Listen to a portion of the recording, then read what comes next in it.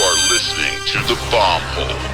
Bomb Hole Podcast. It's going to be very hot. It's going to be very uncomfortable for everybody. The Bomb Hole. We're gonna slide down them big hills, you know what I mean, on the big, nice burgundy snowboard. Okay, here we go again. We're back in the booth for the Bomb Hole, presented by Pub Beer and Liquid Death.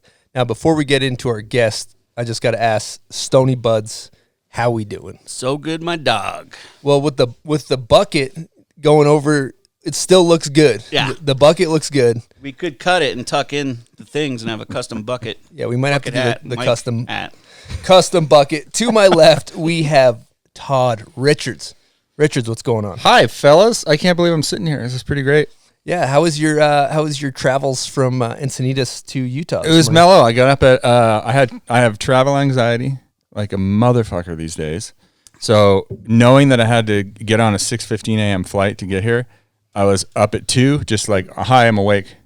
And and here I am. I don't travel anymore because of these things. Dude, I swear to God, every time that I book, like, it sounds like a great idea. Like the other day, like, oh, I'll get this travel booked. And then it doesn't dawn on me until about 10 o'clock that night how shitty it's going to be. I highly recommend that nobody book a flight before 7 a.m. 7 a.m. might be a stretch, dude, unless you live next to the airport. Especially in California, geez. Another thing, too, is like if you're flying into Salt Lake Airport, they recently renovated it, and it's basically like about a half marathon from the gate to it's the weird that my pickup. my plane came in Ogden, and then I had to walk from Ogden. Well, I've got a new rule. If it's anywhere within 8 hours of Salt Lake, I'll just drive because it's like It's a solid rule. you know that 2-hour walk from the gate to the baggage claim. I don't know if it's worth it. Yeah, I hadn't been to the airport since they redid it, and I think the last time I was in Salt Lake was like just because last year was a clusterfuck, and so it was like the season before, and yeah, like that airport was still just rubble, and now it's this brand new airport, and I'm just like walking through, like, okay, and then I kept hearing from everyone how far it was, like if you're ever late, like you're just screwed, but it just went on forever, like just. No amount of moving sidewalk is going to get me there fast enough. It used to be the fastest airport around, too. Right. They should have like maybe like water stations and people cheering you Seriously. on. Like like fans. Holding out cups. Yeah, holding out cups. Dude, it's kind of fucked. Like think if you rolled your ankle and you're like, oh, I just want to get to my car. You're like, I have to walk across an entire city to get there. Sucks. So Everyone seems to park at the farthest gate possible, too. Right. Like, no matter what flight you're on or what's going on. So is it like, okay, so like I flew in on Delta. So is the Delta terminal is all suite. So is the United terminal just like That's even farther. really? Is what I heard, Is it yeah. new or is it just like like a lean-to? I think it's new, too, but okay. not quite as nice. it's I actually no, I think it's a lean-to. It is a pretty sure lean-to. it's actually Just those just clear tarps just blowing in the wind. We don't do Delta. We wouldn't know, you know? Or we don't do United. yeah, we're Delta dogs. Yeah. Delta dogs. So I think we're about to embark. We're embarking currently on a banter marathon, a banter excursion. Yeah, will. if you guys are leaving Worcester right now, this will be over by the time you pull into Salt Lake. So it's cool. So I noticed that I was looking over at my memory card here. We have 30 hours of recording time. Sick. So if we can fill that card, Right. that's what we're hoping for on this. I got my my diaper on. You and got a my, diaper? My bag tap taped to the leg. Got the urinary bag. Urinary ready to go? bag. I got everything yeah. unprepared. Yeah, it's like the astronauts. You just go in the suit, you know. So, you know, for those of you who are unfamiliar with Richards, which I'm sure most of you are familiar, he dominated the halfpipe scene for many years. He's got X Games medals, U.S. Open titles. He's an Olympian. He announced the Olympics. He wrote a book. He's a video game character in Amped 2. He's got video parts. He's been a commentator on the NBC. He started brands, starred in a Hollywood movie, Out Cold, made your own movie. The list goes on. Oh wait, that reminds me. I have a gift for you guys. Okay. Yeah, Oh, how many people bring you guys gifts? Only the best guests. It's I only feel been like one or two. I know Red brought us a Red book. brought His us a sister. gift. Yeah. We got some wine from Willie. I brought 3 you- or 4. Oh my God. Is that a hot Wow. dog? Is that what they're called? No, this was I don't What know is what this? this was called. They were like, you used to be able to find them. Oh action my figures. God. Yes. This These is are from when real snowboarders action got figures. paid. Oh my God. Richard's action figure. That's the Olympic Yeah, version of the I think that was like the I think Moro, that was right? 2000, maybe 2000. Wow. Yeah, dude. There we go. So good. Look at this tea. It's like pretty good. Can we Pretty talk spot about on. what kind of cheddar biscuits you got from a scenario like this? This was when the biscuits was just like there was a lot of biscuits at one They point. were flowing like the salmon of the Capistrano. They were. Yeah, there was a time. There you go. Yeah, look at them. Look, I'm just like toe edging my ass off right there. Great style too. Both legs locked out on a toe edge. I don't even know if it's rarely seen on the hill. Mm-hmm. So, yeah, there you go. I figure I just add to Great this. gift. Hey, you're welcome. So, just one thing I think would be cool just to jump into.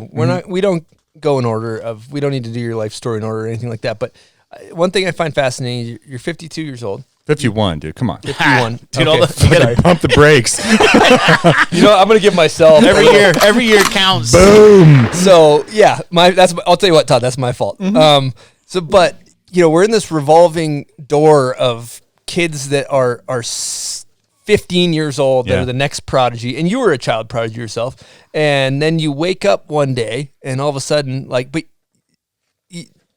you're like An old fucking man. Yeah, Yes. you're old, but how do you maintain? You still do. What I'm getting at is that you still do as much shit as you did when you were in your 20s. You surf every day. It's like you have some secret to the fountain of youth, and that's what I'm trying to get at. How do you get the fountain of youth? Well, I didn't start skateboarding until I didn't even discover it until I was a sophomore in high school. So I was 15. Okay. So I didn't start snowboarding until I was at least 16 because it just didn't really exist. I guess mentally, I heard this the other day and I thought it was a really interesting quote, is I'm a 52-year-old 18-year-old. Because mentally I'm not any different. I mean, I may have more responsibility things. I'm sure my wife would be like, yeah, he's really fucking annoying. He's stunted adolescence.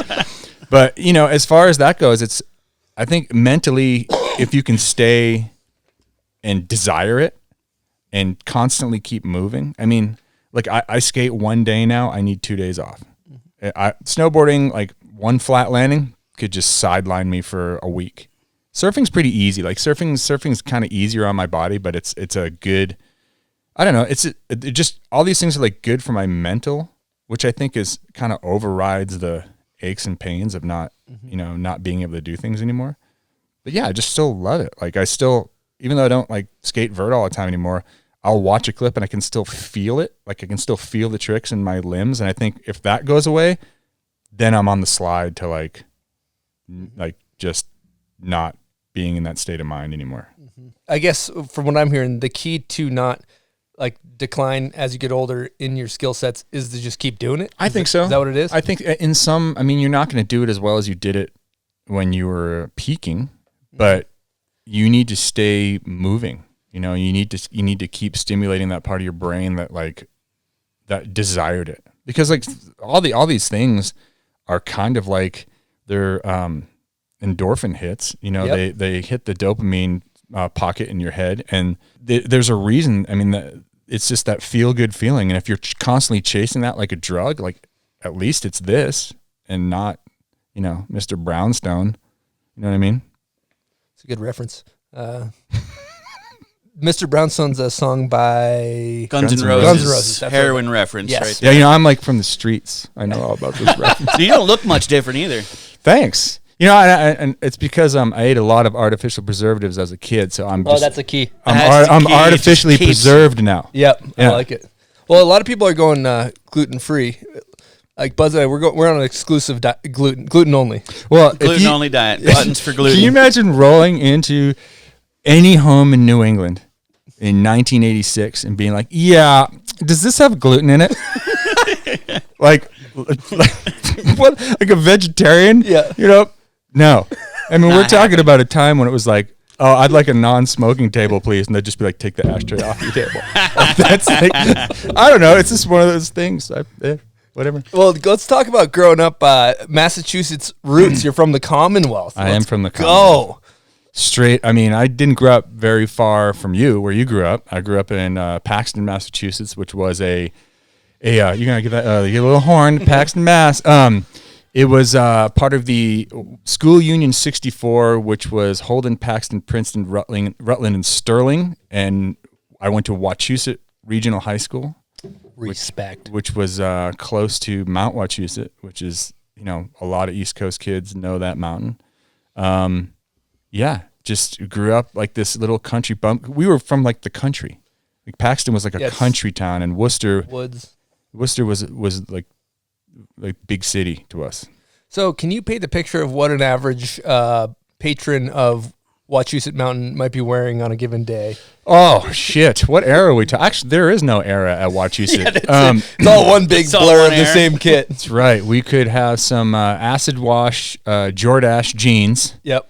It's a common. Are we walking from the parking lot? Are we talking from the parking lot into? Okay, so first of all, you have to park 3 or 4 miles away from the resort at this point.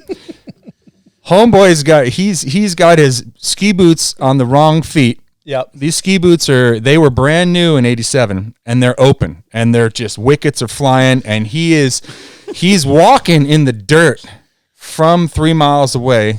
He's got a sweatshirt on. It's probably a Bruins tee. I don't know. Maybe he's got sunglasses on, even though it could be snowing sideways. Yes. He's got sunglasses on, maybe a bandana. He's about 6 Coors Lights deep before he even gets his boots on. It's just that place is a time machine. I rode Wachusett this past season with Eric Caval. Big shout out for the man child. And it hasn't changed at all. I mean, you can see gear from the 70s there. It's so crazy. Mm-hmm. Yeah.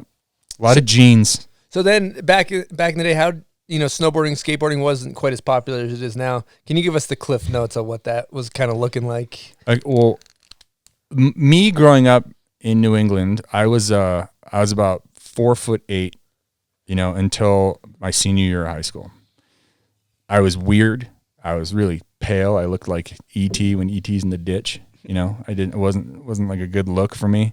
I actually looked like Elliot from E.T., like a dead ringer. Like people thought that I was when that movie came out. They're like, "Is that the kid?" It was really, it's kind of weird.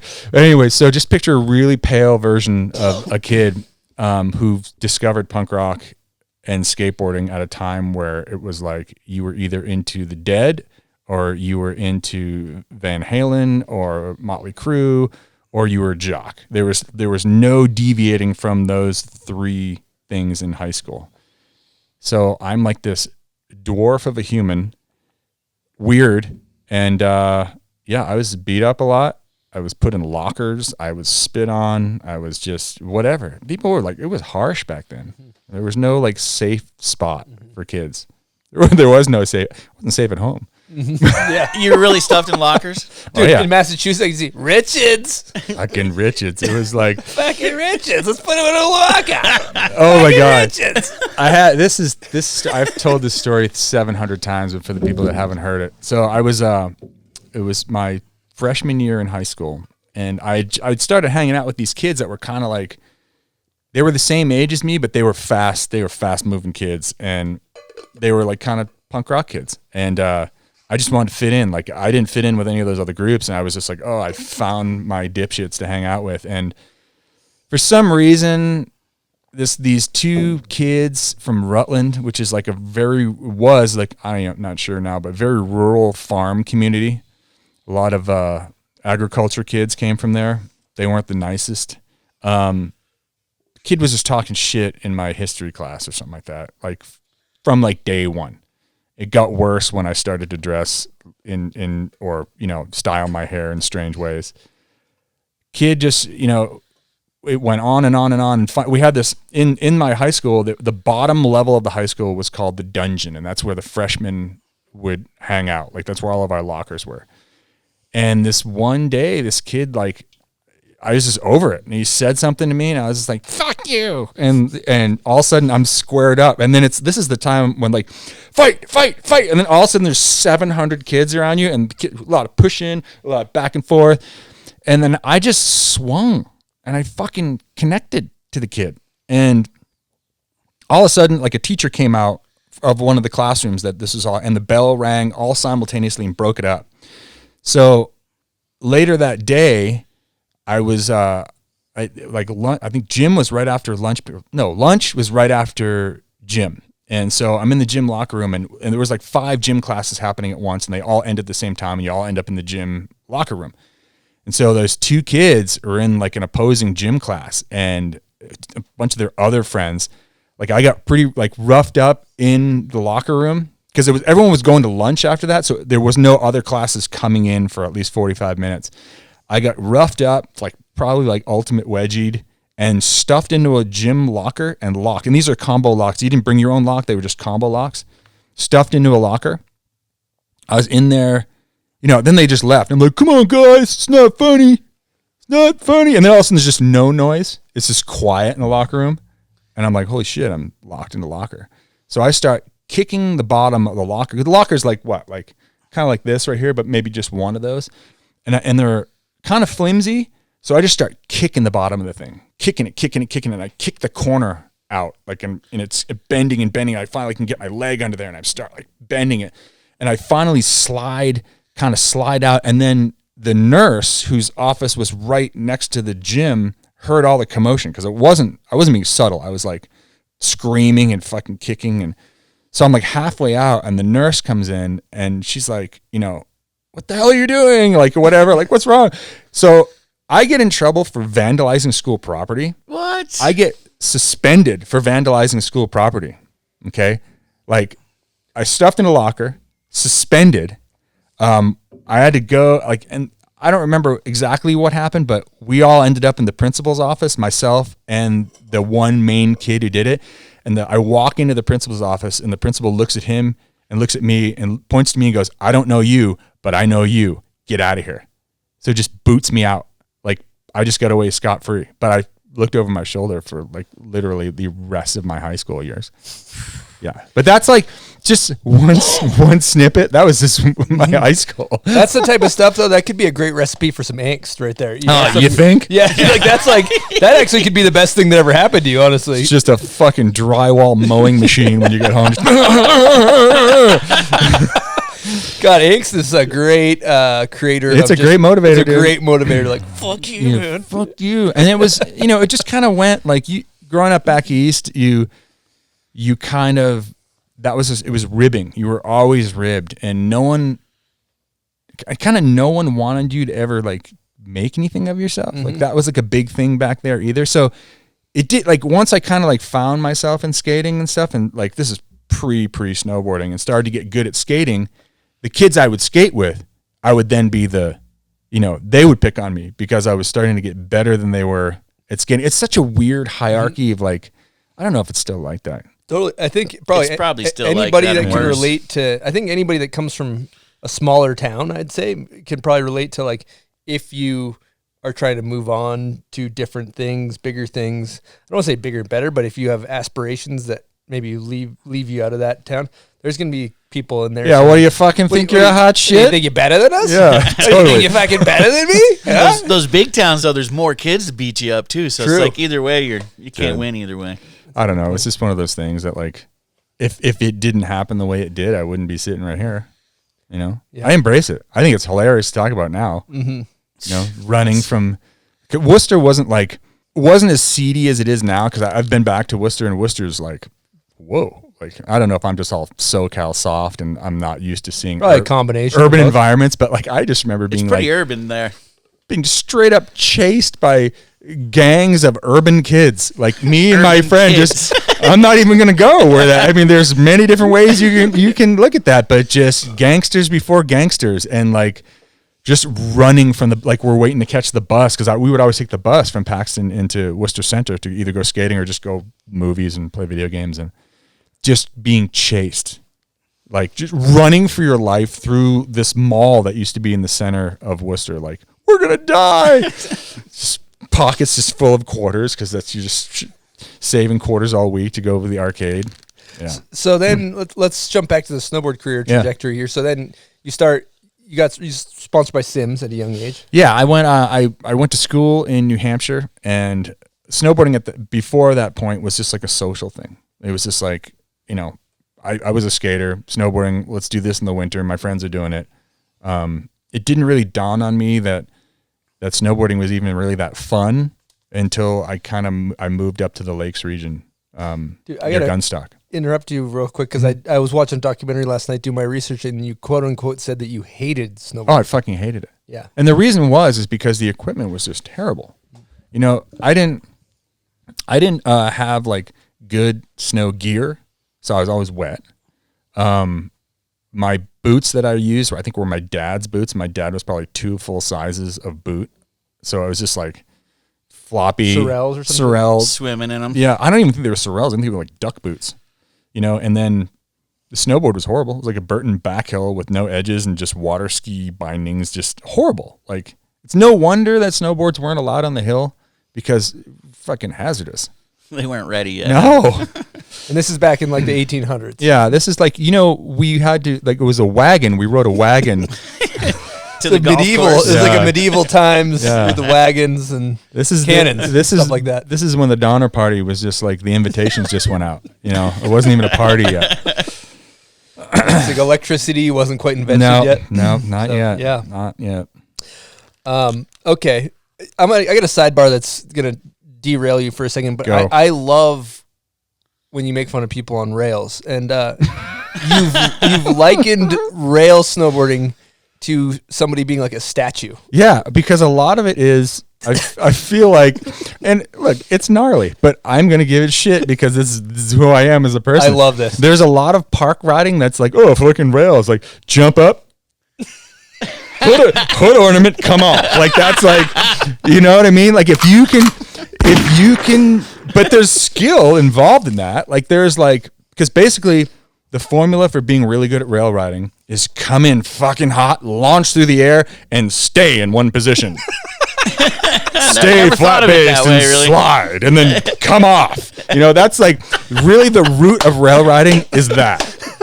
It's how still Can you argue with that? It's not. And the more front of a- board, I'm a statue. Like that's a good style. Like, And the more of a statue you are, the better your style. totally. Yeah. Are you really statuesque? You know, I don't know. Wow. But it's, and I think I fucking suck at rails. The only reason I ever did rails was because I had to do well in slopestyle. I didn't enjoy it. I was like, okay, here we go. You know, but yeah. Well, while we're making fun of stuff, let's keep making fun of stuff because I gotta. What's your take? I love roasting carving personally. You got a take on the explosion of carving? Yeah, carving. I need to get over there. Ooh, I did it deeper. I don't know. Well, I'll break it down though. Like carving is, I think it's fun as hell. I really like the feeling of railing a snowboard around the hill. Like I think it's very enjoyable to me. Like good snow. I'm not going, like I feel like I can do it just as well on a board that doesn't have toe or heel drag. I don't need a special board to do it. You know what I mean? In your youth, did you ever try out one of those boards when it was Peter Bauer, Gene Nerva series? Just that thing is an uncontrollable Ginsu knife. Yeah. With just, it's almost like it's responsive. Really? You're just like in a different zip code. And it's just, they're hazardous. There's just so much blade on there. Like, fuck that. I was always the dude that was like taking my entire edge off my board. They're like, I remember like it used to be, you know, 6 inches of nose, 6 inches of tail, detune. I was just like, Good looking for it. Lunch tray. yeah. Yeah. I don't know. But carving is carving. It's like carving is the basis to all of it. But I mean, it just kind of sounds like, yeah, I'm a carver. Well, do you teach gym? You know what I mean? It's like, I don't know. Like, I'm sorry. I'm just like, it's just one of those things where I just think carving is the backbone to everything. But it's also like, Here, I got a take for you. This is what it's like. It's like I love carving, but I'll give you another example. I like riding my mountain bike. Mm-hmm. You go down the hill, I carve through the woods, I go through these berms.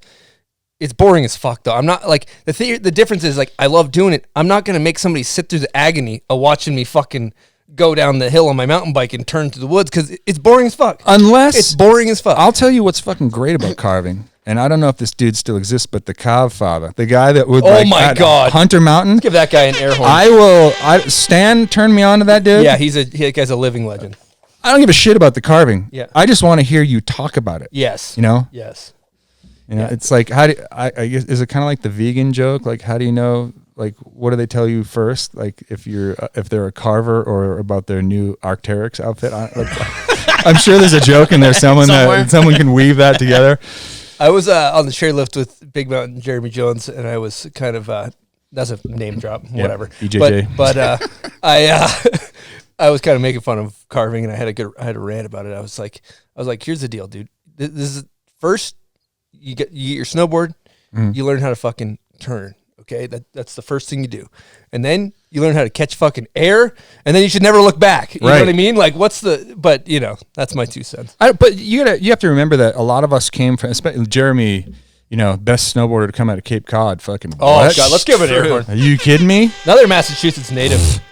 But Commonwealth. But Jer was a racer. Like, we all had to race. Like, the New England Cup series was the contest series that we all came up in. Myself, Jeff Brushy, Chris Swires, like all these heads from back in the day, and we all had to race, and that was just part of it. Like, when I started riding for Sims, they're like, yeah, you're good at pipe, but we want you to do it all. So I'd be in like the start gate of like because they had super Gs back then for snowboarding, very dangerous with those boards especially. And I mean, maybe, I don't know, like I just wasn't that dude. So you were racing gates. I was racing gates, but I'll tell you that the lines have blurred since then. Like, you talk about carving, and riding a 22-foot deep super pipe is carving. Like, that is like, but you get something out of it. It's like, before it was like, point. I'm going carving, but maybe I want French fries, or I want to make it to the lift. Like, that's why I'm carving over there. I never was like, I'm fucking carving, So I guess like that would be the payoff to what you're saying, is like, what's the point? It's like to fly up in the air better. I think the payoff is the best riders have that fundamental locked to such a level that they're going bigger and they're more badass because of their carving ability. Like, I do like I said, I love the feeling. But there is that kid who's like, turns. I'm the carver on the team. You hear people say that. There's also kids who buy those gravity skateboards and they fucking walk around on it. Like, you ever see that dude? He's on a longboard and he's kind of like dancing around on it. Oh yeah, I've gone down that wormhole before. Yeah. I mean, it obviously takes effort and talent to do that. Is it dumb? Maybe to some old crust that doesn't, like, I don't know. I think it's fun to watch. Yeah, it's fun to watch. Everyone's entertaining. This is dancing around on there. Yeah, everyone lives in a rubber room these days. There are no wrong answers. Yeah. Well, while we're on the subject of kind of that, I like that where you're going with that super pipe, because paint us a picture of what the early days of the half pipes were for people that are unfamiliar, because a lot of kids grew up just with the super pipe nowadays. Yeah. So when we grew up, in New England, picture 2 opposing letter L's. That's what we would roll up to. We got real good at wall rides. Early half pipes were really just 2 opposing piles of snow, and it depended on, usually at the top, like whoever was the most motivated and had the most energy, depending if they started from the bottom or the top. Usually you would start from the top and work your way down. So the top hits were really good. By the time they got to the bottom, everyone was just out of energy and mojo to make this thing look good, and it just like went. So you'd have a couple of hits up top, but you could never get enough speed to get them. Like the first 50 feet of the pipe that you can't even get speed to ride anyways, probably money. right the action zone of the half pipe, like midway to the bottom, just dirt road. Not good. So true. It was just what we knew, though. I can remember the first time we ever experienced riding a pipe that was cut with the digger, the front loader at Stratton by that guy Lyle. It was such a mind blowing change from what we had ridden. That's when it changed for me. I was like, well, fucking half pipe is sick. What year was that? 89, maybe. At this point, there's not really like a whole lot of rules as far as where to grab and just things like that. Yeah, well, there wasn't really. It was like wherever it hits, it sits on your board. I think that kind of stuff kind of changed for me right around. There was that video came out. Fall Line Films' first movie, The Western Front, was the first time that I was introduced to, I would say like skatey, like real skate style snowboarding. Prior to that, there was a couple Burton movies that were like more just like promotional videos. And then there was like a Sims video that was kind of cool. Like 'cause Craig Kelly was still undeniable Craig style. Terry Kidwell back then, they had really good style. Everyone else was just hot garbage. So when Roach showed up on the scene, like Tucker Franzen and these dudes, it was so different than anything that we had seen. It just changed everything. How so? Well, they weren't just slap grabbing, first of all. Like Roach's thing is it would look like he would run over his hands. And to us, because we were so used to just like, wow, like just, just everyone was doing like cross rockets and like, however, can I get another hand to put on this thing? Like, but like, third hand. Yeah, I need a third hand, this thing. Just weird hand comes around. You don't know why there's another hand there. Or where it came from. But like Roach would grab, like I remember in that video part, and this is something that I rewound so many times. He does a frontside air over this cat track and literally almost lands on his hand. And that was just so different. It was just so different, like to follow through with grabs. So like go off, grab, poke, bring it back, hold, or like methods where you crank it and you bring it back and then you let go instead of just like, wow, which is coming back, unfortunately. But it is. It was just, there was a lot of attention paid to the follow through because that's what it was. This is like before the dawn of tricks, really. I think Roach was the first guy I ever saw. It was either Roach or Rank would do half cabs or just, switch 180s, frontside 180s and grab them. Roach was the first guy I ever saw do a back Indy 360 grabbed. So there was just different stuff. And that was just so different than what we had at like when I was riding gunstock and I was like flying off moguls, just, twisting the lower half of my body. So, yeah, I love this. We're going to get into a guest question from Chad Otterstrom. Oh, love the O. Pretty sure Chad I think he took his e-bike up to the hill, did a teener, 4,000 vertical, came back down. What is wrong? He's like the annoying action guy. Like, where's Chad? I don't know. I just did a 14er and then snowboarded down, then rode my bike to Silverthorne. Like, where does he get the power? It's in that sludge. Colorado air, man. He's the best snowboarder on the planet. I will say that the over 40. Let's get into that. Yeah, let's talk about that. Yeah. Or the question is, who is at what, like, who's going to be the oldest person to set the record for the McTwist? What age do you think you're going to be able to McTwist still? It's still pretty easy. Yeah. Yeah. Like, I don't know. As long as like 100? Yeah. 100 years old. I did a 720 at like my goal I told Fox this a couple of years ago. Like my goal is to do a 720 at 50. And it didn't seem like much. And but still like, I don't think I'd really ridden park jumps until, last year. And it wasn't like a big deal. I made it a big deal in my head, but it's not a big deal. Your body knows how to do shit. As long as you get a jump that you're comfortable with, you can still do everything, I think. But yeah, Otterstrom's the fucking shit, dude. Tell me. We have a Patreon question that names names with that question he just asked you. It's from Sean Fitzpatrick, and he says, all right, hit me. Todd, who's going to be the oldest to still be able to do McTwist? You, Otterstrom, or Terje? Well, considering geez, I don't know. I guess depends on who keeps doing it, keeps desiring it. Keep moving. Seems like everybody's still going. If there's like a thing where you guys want to fucking, are you going to do it? Who's going to be the dude? I'll fucking be the dude. You'll be the dude. When's the last time you threw one? A month ago. This year. When was the Holy Bully? About a month ago. About a month ago, yeah. A little longer maybe, but yeah. You threw one, no problem. Well, let's not get into the no problem. Let's not say no problem. It's, there's a certain we can get into this too. There's a certain half pipe size that I desire. Yeah. What's that size? About 15er. That cutter doesn't exist though.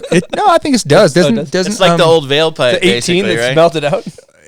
Even the 18, I guess if 18-footer that's smooth is a different story. The 18-footer they had at Hood Meadows or at Timberline was like, you were like mock Louieing into the backside wall, which was there was kind of transition in some spots. So it was, I Hail Married it. I forget. I think it was Sweeten was like, do a McTwist. And I'm just like, okay, "Rah!" and I just chucked it off the wall. The first one I did, I went in about 8 feet. Landed in the parking lot. But luckily, there's 18 foot of tranny, so I caught like the last 5 feet of tranny. But yeah, it's not good. Just there's a lot of time to think in those bigger pipes. Did you grab? Yeah, I can't do them without grabbing. I think you have to grab them. Mute. Yeah, nice. Okay, so let's get back to our guest question from Chad O. All right. Okay, here we go. Hello, Chad Otterstrom here. I have a guest question for you, Todd. What do you think of the death of the vert ramp in snowboarding? Basically, you have to go to Mammoth, Summit County. I think there's one, a 22-footer in Aspen and maybe Park City. But it's really hard to find a half pipe unless you're an energy drink athlete that gets to go to all these private camps and train. Otherwise, you're going to have a hard time finding a clean half pipe, and it being such a big Olympic event, it's really hard to find one. Just kind of want to know your thoughts, because this was such a huge part of your career growing up and, your whole life, and now you're an Olympic announcer for half pipe and things like that. And as well, there was rumor that you wore yellow pants back in the day during contests so the judges would notice you more.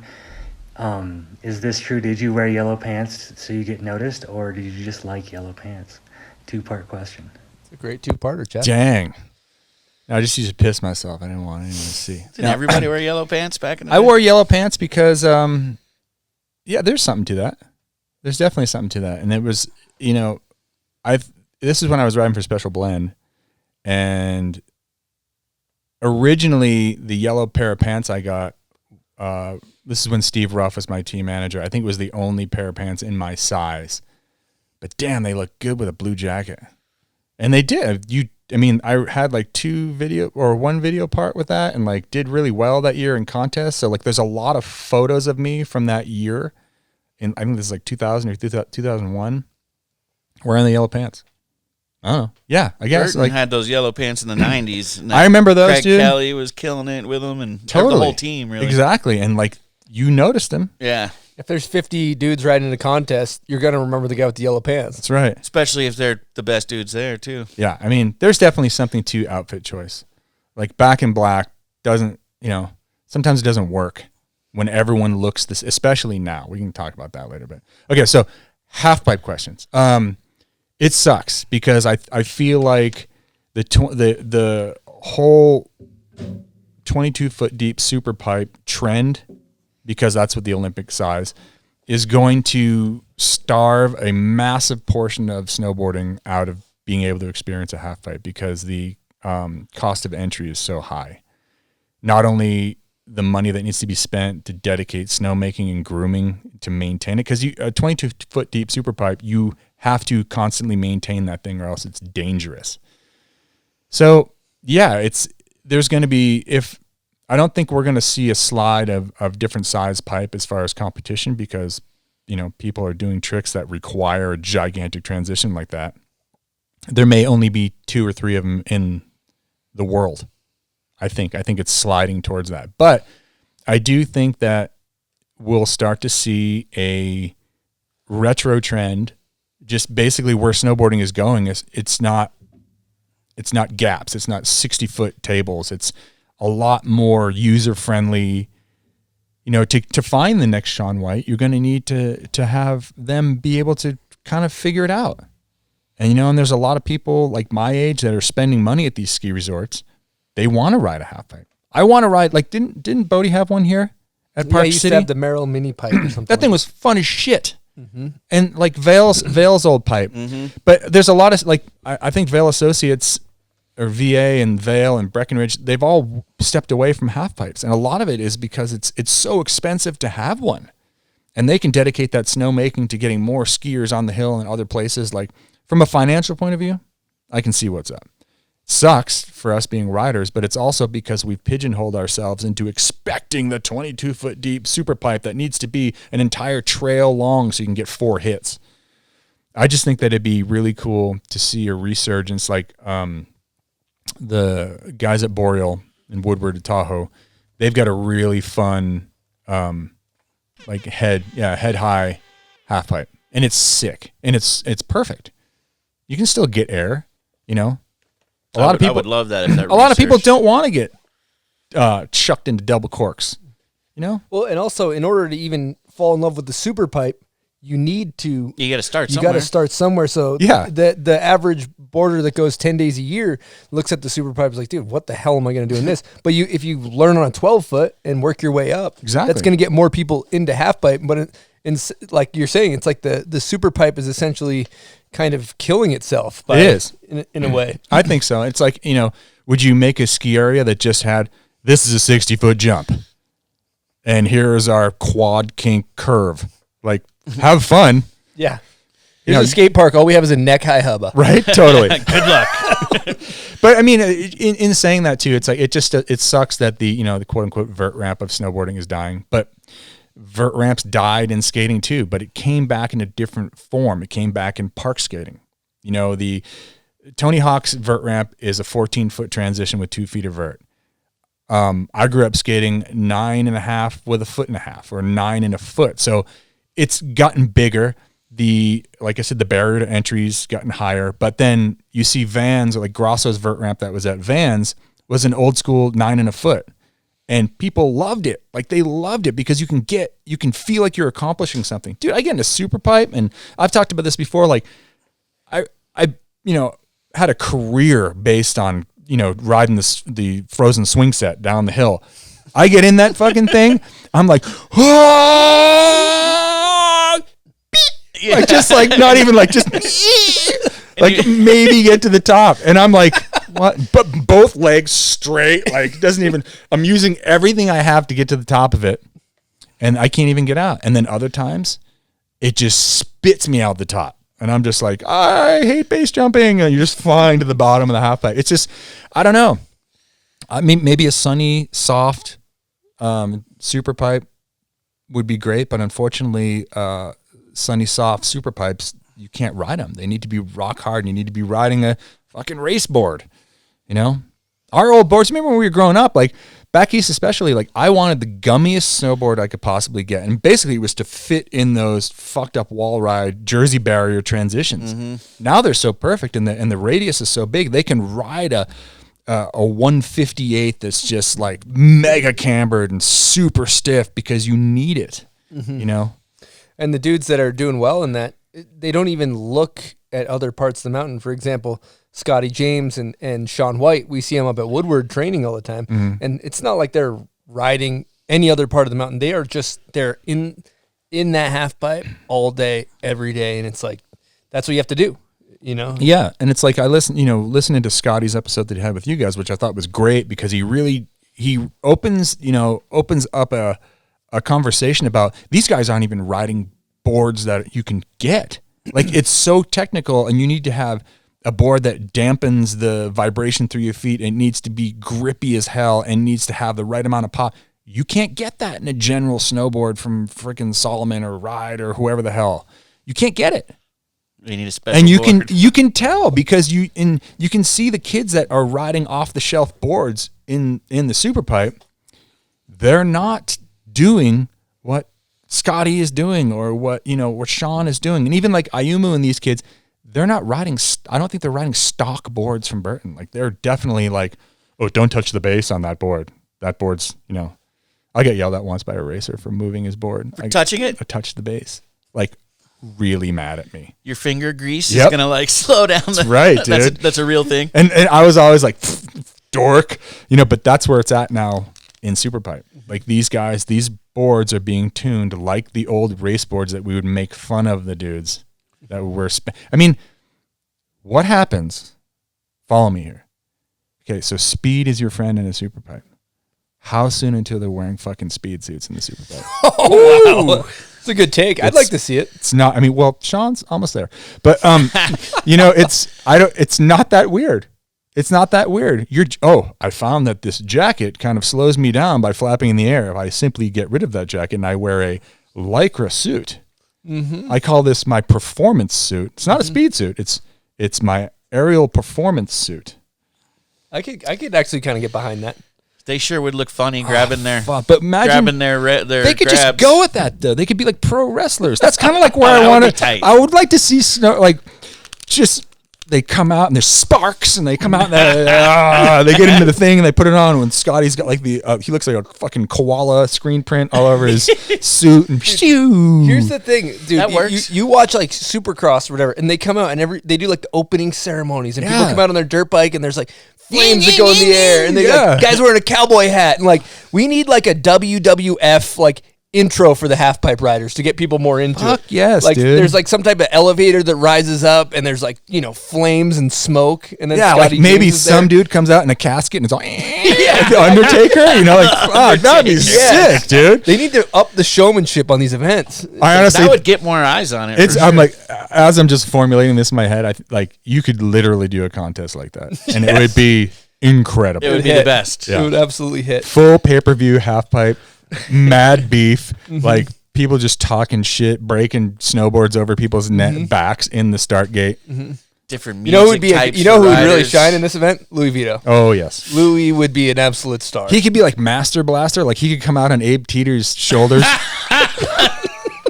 So he would be Master and A would be Blaster. Yeah, I don't know. Yeah, Sean's kind of got a bit of Undertaker vibes. I can He see. does have Undertaker He's got a bit vibes. of Yeah, Undertaker. he'd come out. We should organize this. Yeah, I'd like to dude. make it happen. The bomb hole cup. Be the Bomb Hole biggest Cup. contest ever. Hell yeah. We'll have like some type of when like concerts they come out of the scaffolding, they come down like on a bungee cord or something like that. Get someone to base jump in. Dude, Why not? You send out this email like 6 months ahead of time.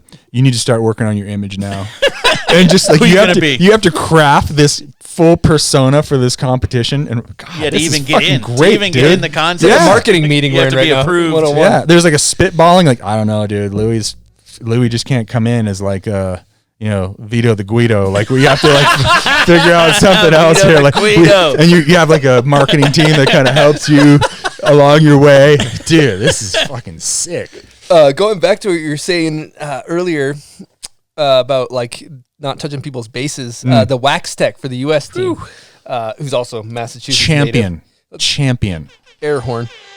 He was telling us that basically, like during the Olympics and stuff, there's like ski racer guys, and there's like board doping, we call it, like they got illegal ski wax. There's like other guys from different countries like dealing like illegal ski wax. Space cocaine. Do you remember that shit? Oh yeah, I think Sarah F. It's called. It's like it's literally looks like crack. Like if you're going through, like if you just had it in your bag, you would for sure like going to pound you in the ass prison. Like it just like it's like this little thing, and they put these little crystals. It's like on the board, and like basically just cut it up and put it on there, and it was like some crazy fluorocarbon thing. But like, yeah, it's serious. I remember I would never tune my board. Like I would wax. Even when you won the Open.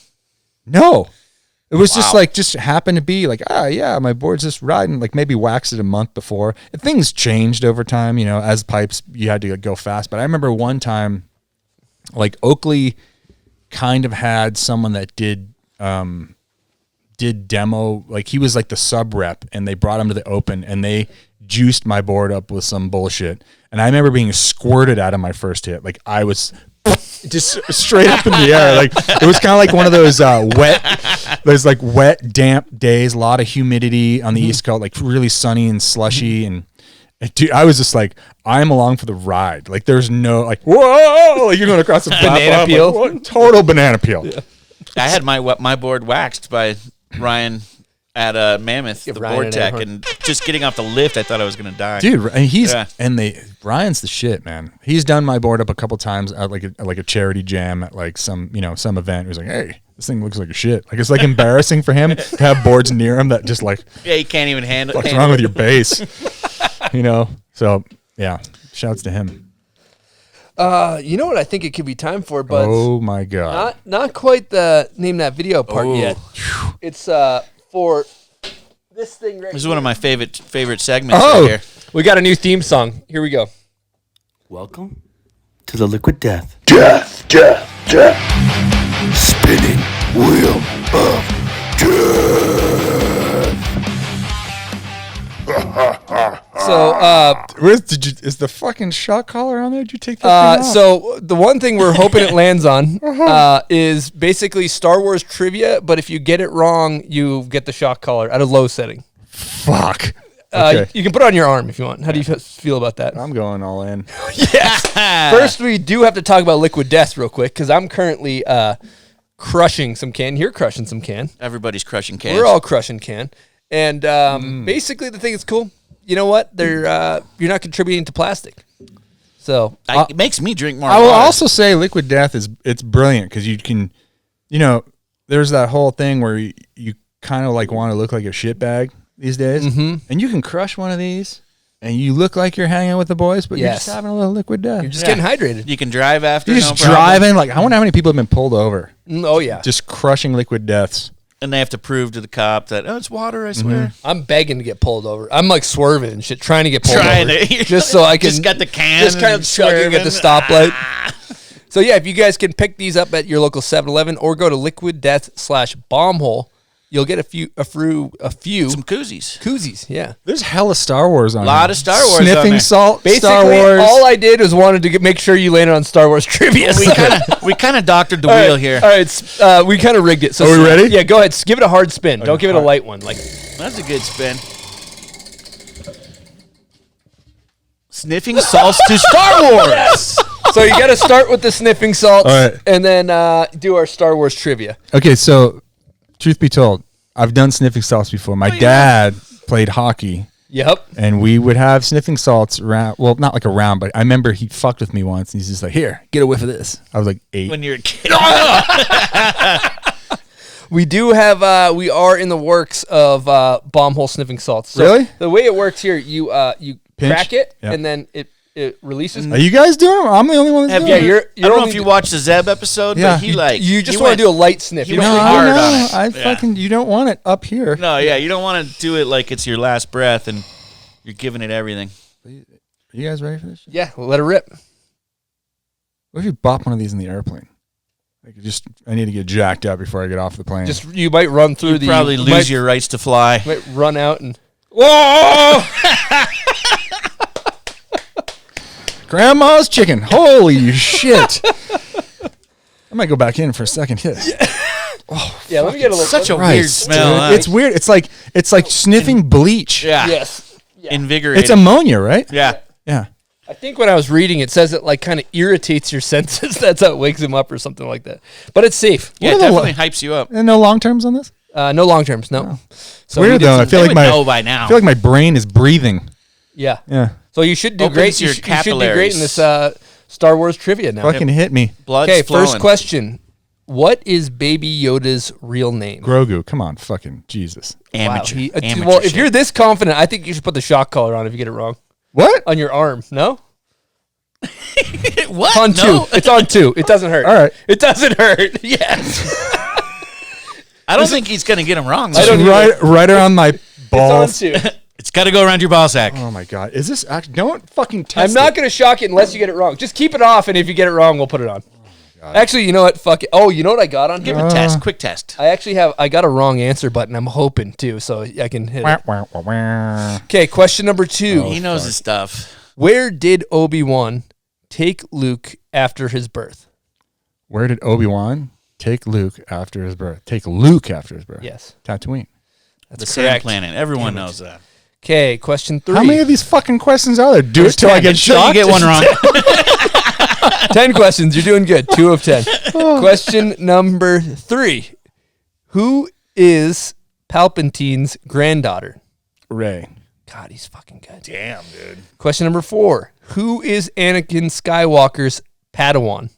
Anakin Skywalker's Padawan? Ahsoka Tano. God damn it, he's fucking good. What is Mando's real name from The Mandalorian? Din Djarin. Who had... Do you put this on if I get 10? I'll put it on if you get 10. Exactly. Who... I like that. That's a good That's negotiation. Who had the highest midi-chlorian count in Star Wars? Anakin Skywalker. Damn it. That's right. I feel like to get him, you'd have to go abstract comic book like that no one's I don't ever know, seen. dude. What year did the Star Wars first movie come out? 77. He even got the... Dude. This guy's like a... Wow. I was raised by fucking George Lucas, dude. My parents neglected All me. I looked to George for... We're not out of the woods yet. Oh. Where is Jabba the Hutt's palace located? Tatooine. What is the name of Boba Fett's first ship? Slave One. Jesus. Who are Kylo Ren's parents? Kylo Ren's? Kylo, yes. Han Solo and Princess Leia Organa. Looks like you're getting to shock me, brother. That's What? it. You got them all right. Oh, he gets to shock you. I don't feel like any of those for any I'll good. tell you what, Why don't you just put that on and we'll just go through the interview. And If there's he'll any decide questions I don't like. All right, let You'll it never rip. know when it's coming. You hit the How do one you with do the. it? Do you hit that button? Juicer up to 10. Hold on, don't let me put it on first. Okay. What happens if I do? Ready? I mean, sure. Yeah. It doesn't actually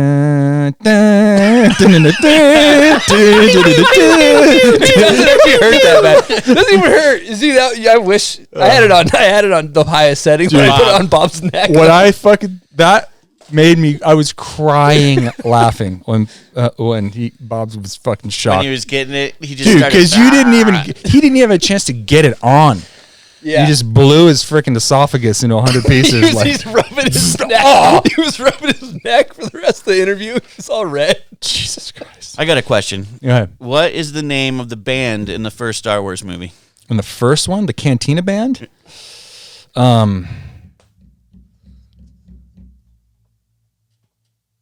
In the Cantina Band. Fuck, I know this.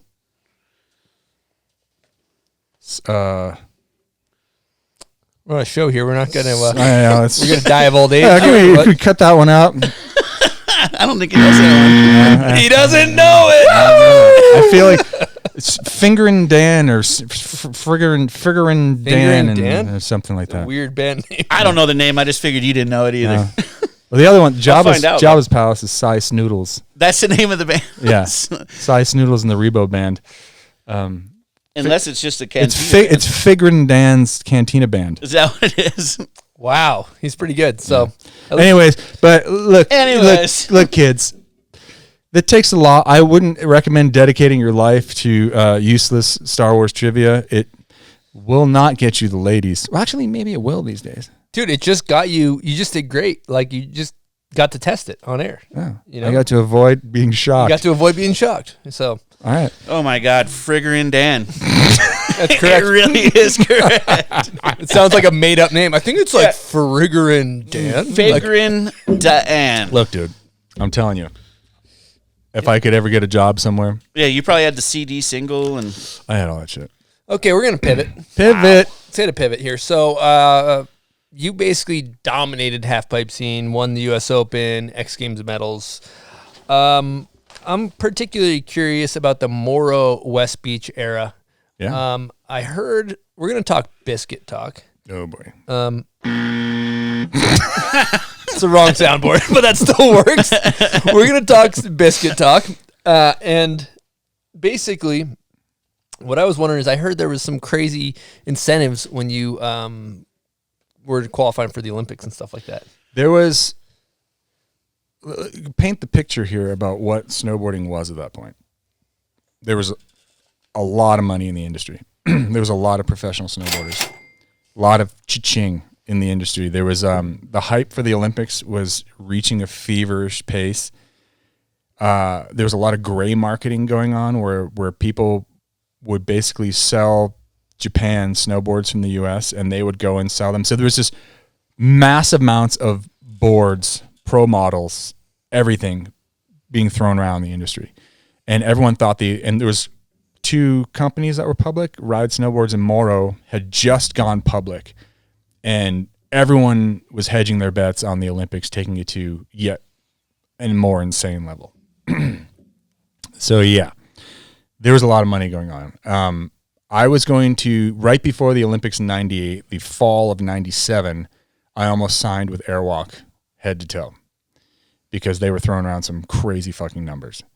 And I went to Morrow and was like I don't want to leave, but I feel like I'd be really dumb if I didn't do this.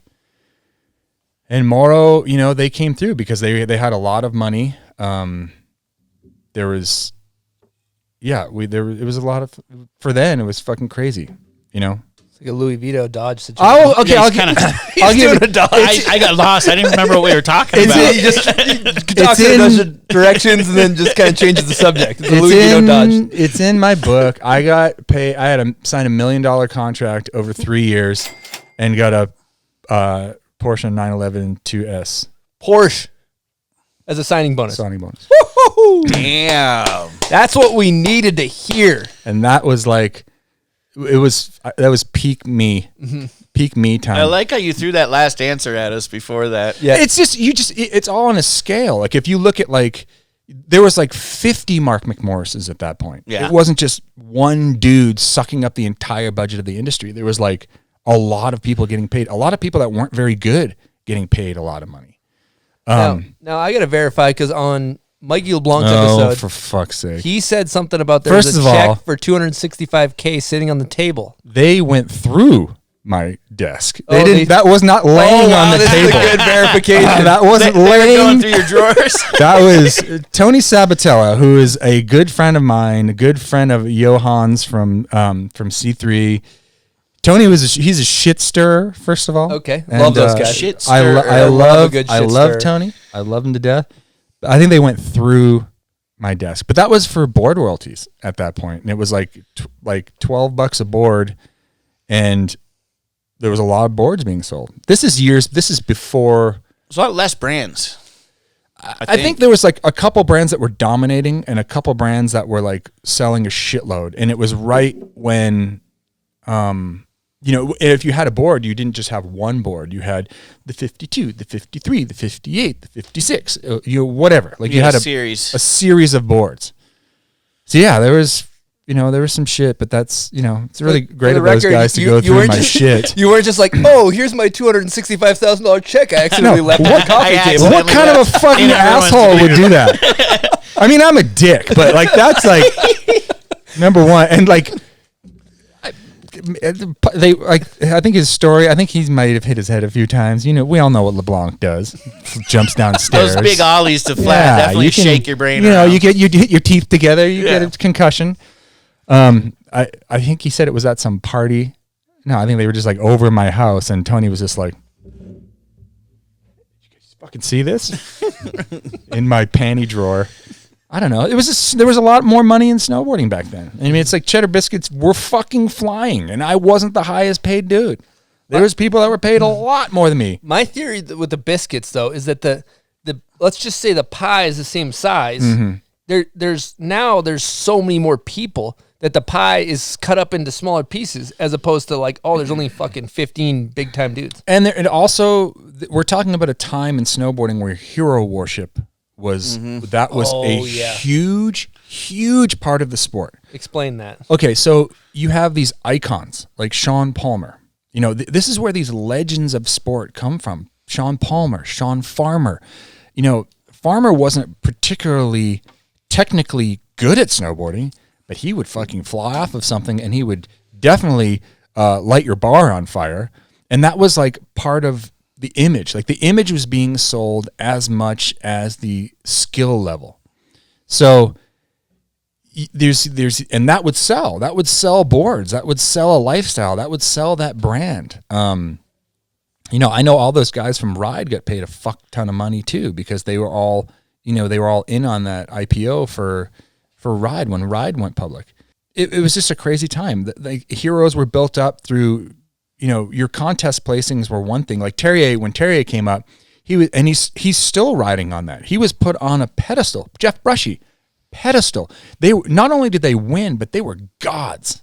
They were gods to me, and I was competing against these guys. The hype machine was real. Even when I was doing good, I didn't think I was good. I was still Sean Palmer, Jeff Brushy, these guys, Mike Rankwit, Roach, they were all put on a pedestal.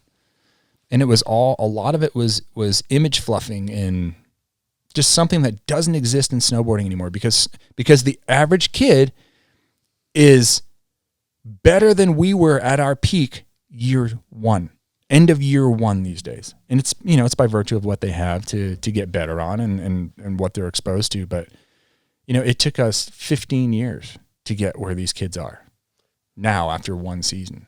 crazy. That makes sense. Another thing about hero worshiping that as you're talking about that, I feel like it attributes to the fact that the social media everything's there. You can see it all. Whereas before you didn't really you didn't peel back what people were like. If I could get a day in the life with Jeremy Jones, it was like I fucking would be glued to my TV. Totally. And so do you think that attributes to the hero? Absolutely. It's you shouldn't know everything about everyone because the mystique is gone. I mean, Damian Sanders was dating a fucking penthouse pet. Are you kidding me, dude? Like, what? He's not real. I mean, for a kid like growing up in New England, especially because we weren't exposed to like penthouse pets, big time people. We had Brushy, but to be pro at anything, like I grew up skating with a bunch of guys, and Fred Smith was our big pro. Skated for Alvo, was really big pro back then, big image. He was a god. He was a freaking god. It was so different. Like Lance Mountain, Tony Hawk. I thought they were made up names, like wrestling. Like I don't know anyone named Christian Hosoi. That's a made up name. It can't be real. So it was like these people were on such a different level. One video would come out a year, and it was as much about their lifestyle getting from spot to spot as it was about the moves they actually did. And I bought into that, man. It was crazy. Like at this point, Rank was hanging out with Eddie Vedder, it was just such a rock star thing, Steve Graham, Dave Sione, they were rock stars. They were freaking rock stars. Brushy with his dreads, rock star. There's not as many rock stars anymore. And if you start to become a rock star, you're smacked down now. So no one's being the plant isn't allowed to grow and flower. It's like, nope, you're right back down here on our level with us because we're all in the shit. You get a little too big, you get slapped down. Shaun White notwithstanding, he's made some really kind of silly decisions as far as like the industry goes, like within the core industry and supporting but he's the closest we have to that old era. That's a good point. McMorris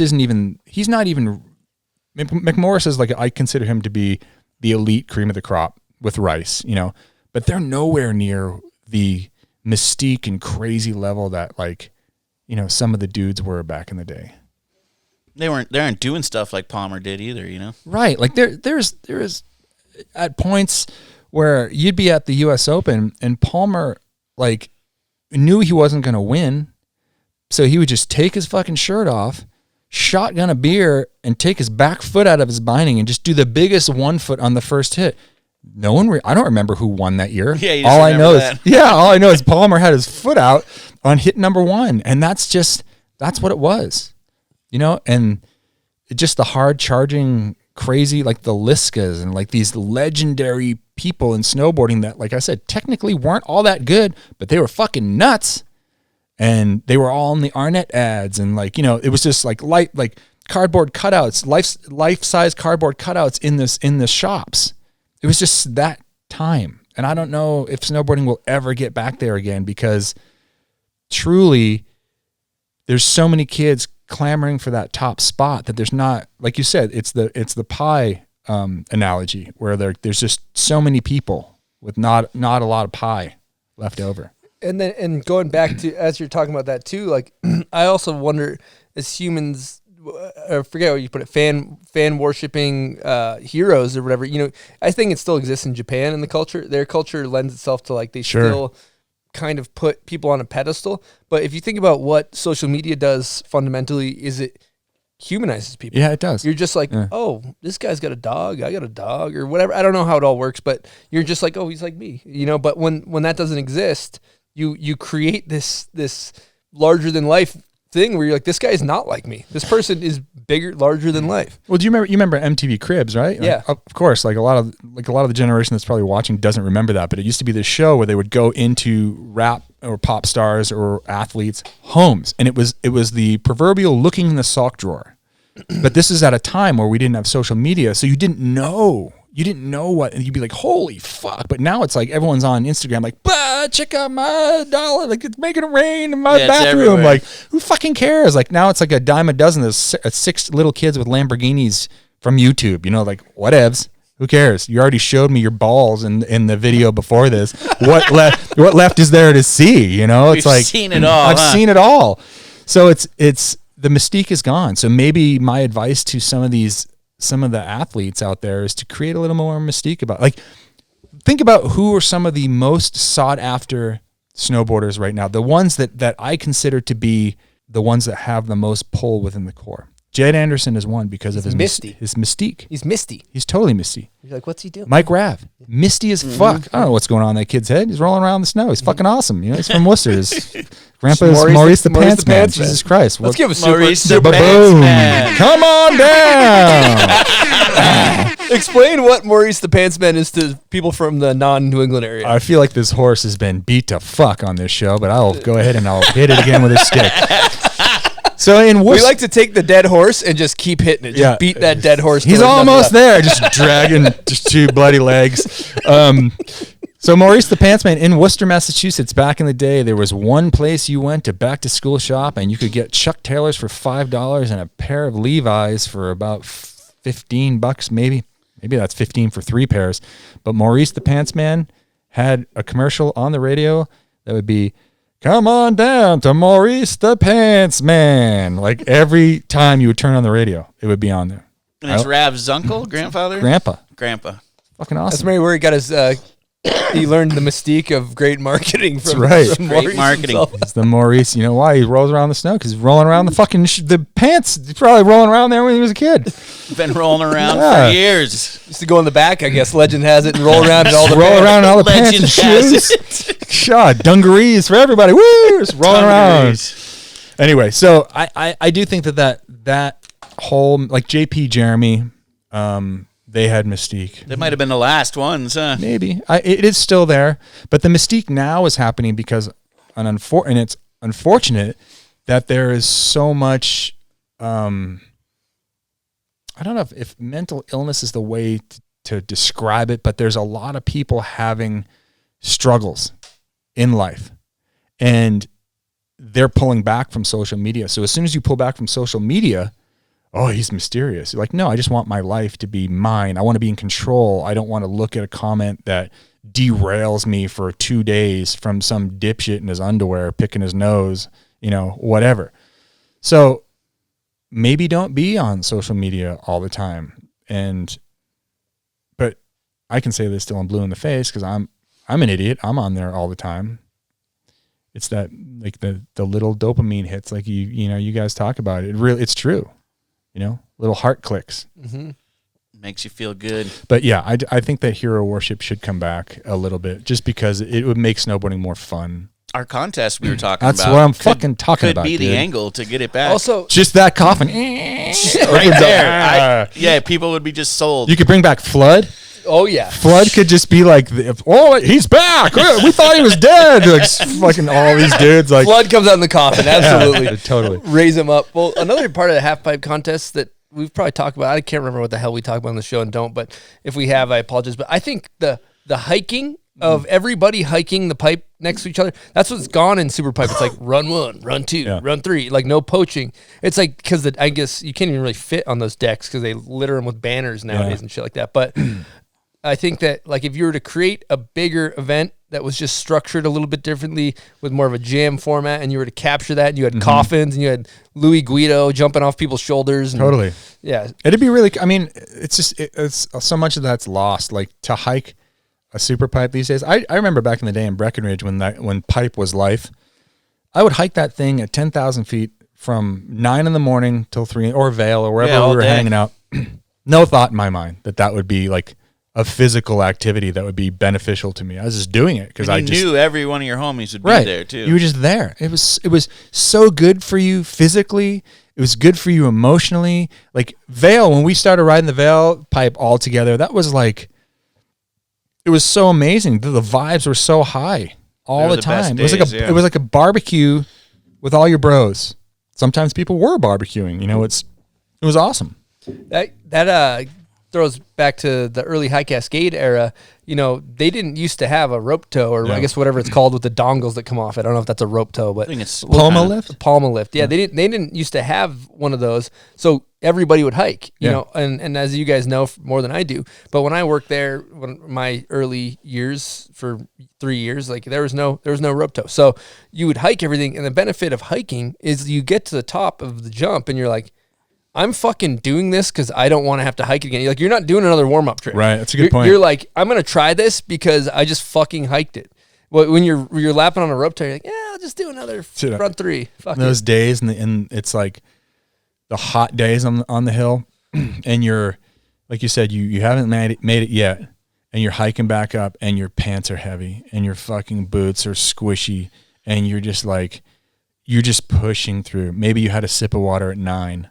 Yeah. You know what I mean? Like, it was just, I remember, I can like feel that through my body. Like so many years at Hood where just like, maybe it's like your fucking ankles hurt from skating the night before. You got some scab. You're probably getting staph, but you don't care. Just let's go. Like this. Yeah. Mm-hmm. Those days. And you get to see all your buds tricks go down while you're hiking. A lot of cheering. Nowadays, it's you put both your headphones in. You don't talk to anybody. Totally, it's very antisocial. When I was shooting at Mammoth last month, it felt weird to be on the deck. Like I almost felt like I shouldn't be there. Yeah, like coaches are looking at you. Oh, when you were at Mammoth, yeah, I felt like I was almost catching a weird vibe. They had a Bud Keen coaching session over there. Yeah, it was an interesting vibe. Yeah. I coaches are, I don't know. I think it's cool. I had to get a wristband just to go over there. I couldn't even go. Maybe you were spying for the bomb hole team. Yeah, we did bomb hole Spygate. Yeah. I don't know. I think the coach thing is so foreign to me because snowboarding was never a jockey thing when I was coming up. It was very much like, kind of like skating is like, is it a sport? Is it is it an art form? What is it? It's flying through the air. It feels really good. I want to do that again. That's so. When the first time we were ever really experienced as coaches was right around 98 when the Olympics happened. And I remember the coach that they had, he didn't snowboard. And I was like, what are you going to tell me? You know, but there is that fine line between a guy like JJ Thomas, who's like, JJ's the shit. And he's been in the start gate. He knows what the butterflies, I have to poop the whole day feeling is like. And it's to have someone like that that's been in the start gate at the highest levels, I think is a great coach. To have someone that can be like, yeah, you're just going to dip your shoulder more. Like, why? Because you think that maybe will work for me? I won't know until I'm 14 feet in the air and things have gone fucking sideways, quite literally. That I don't know. But and look at the extremes it's gotten to. Like, for example, take that Bud Keen pipe camp. I've gone to Mount Hood a bunch in the spring, and I remember 3 years ago I was there and that was happening. And they literally had what looked like 8 to 10-year-old kids doing ice baths after training. You saw that training down, all day. Like their parents are like, okay, these kids are Olympic hopefuls. We're gonna send them to Bud's camp. They're gonna fucking win the Olympics. And it's like, dude, your kid's 10. He doesn't need a fucking ice bath. Like, just give him a bag of Skittles and let him run around. For I know. That's true, right? Like, dude, the ultimate motivator is fucking M&Ms. Yeah, you just put them like ET down the fucking pipe. They'll do whatever you want them to do. Get candy. Like, I don't know. It's coaching serves a purpose. I think emotional coaching is probably more or life coaching is what's needed. What's needed because these kids don't know what to do with their money. These kids have no idea how to handle the other side of it if it doesn't pan out for them.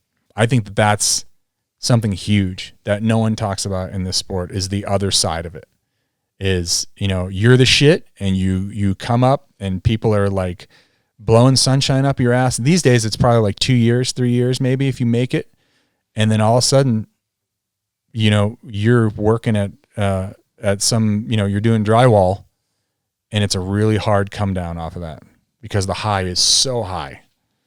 So kids need to be able to process that. And when you're 12 years old and you've got someone, pampering you and you don't have to think for yourself. And this is just society in its own right now is everyone is, I don't know, for my kids, I want to give them what I didn't have. But I find myself sometimes being like, I'm not mentoring you in the way that is more beneficial for you when you hit your 20s. I'm just trying to give you things to make me feel better. So some of these kids, like, you know, basically to have an exit plan for them, be like, you know, we're doing this for you. You know, we're going to try to make the Olympics. If you don't, it's okay.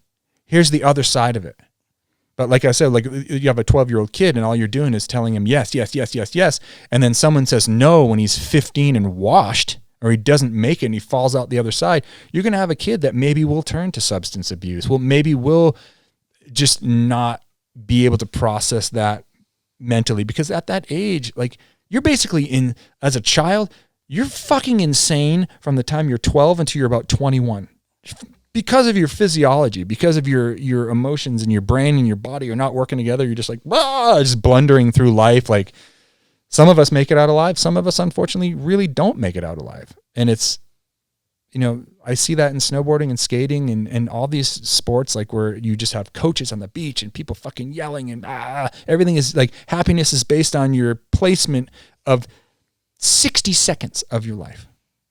You know what I mean? Like a snowboard run is 60 seconds. And you're putting your self-worth on 60 seconds every weekend. Fuck that.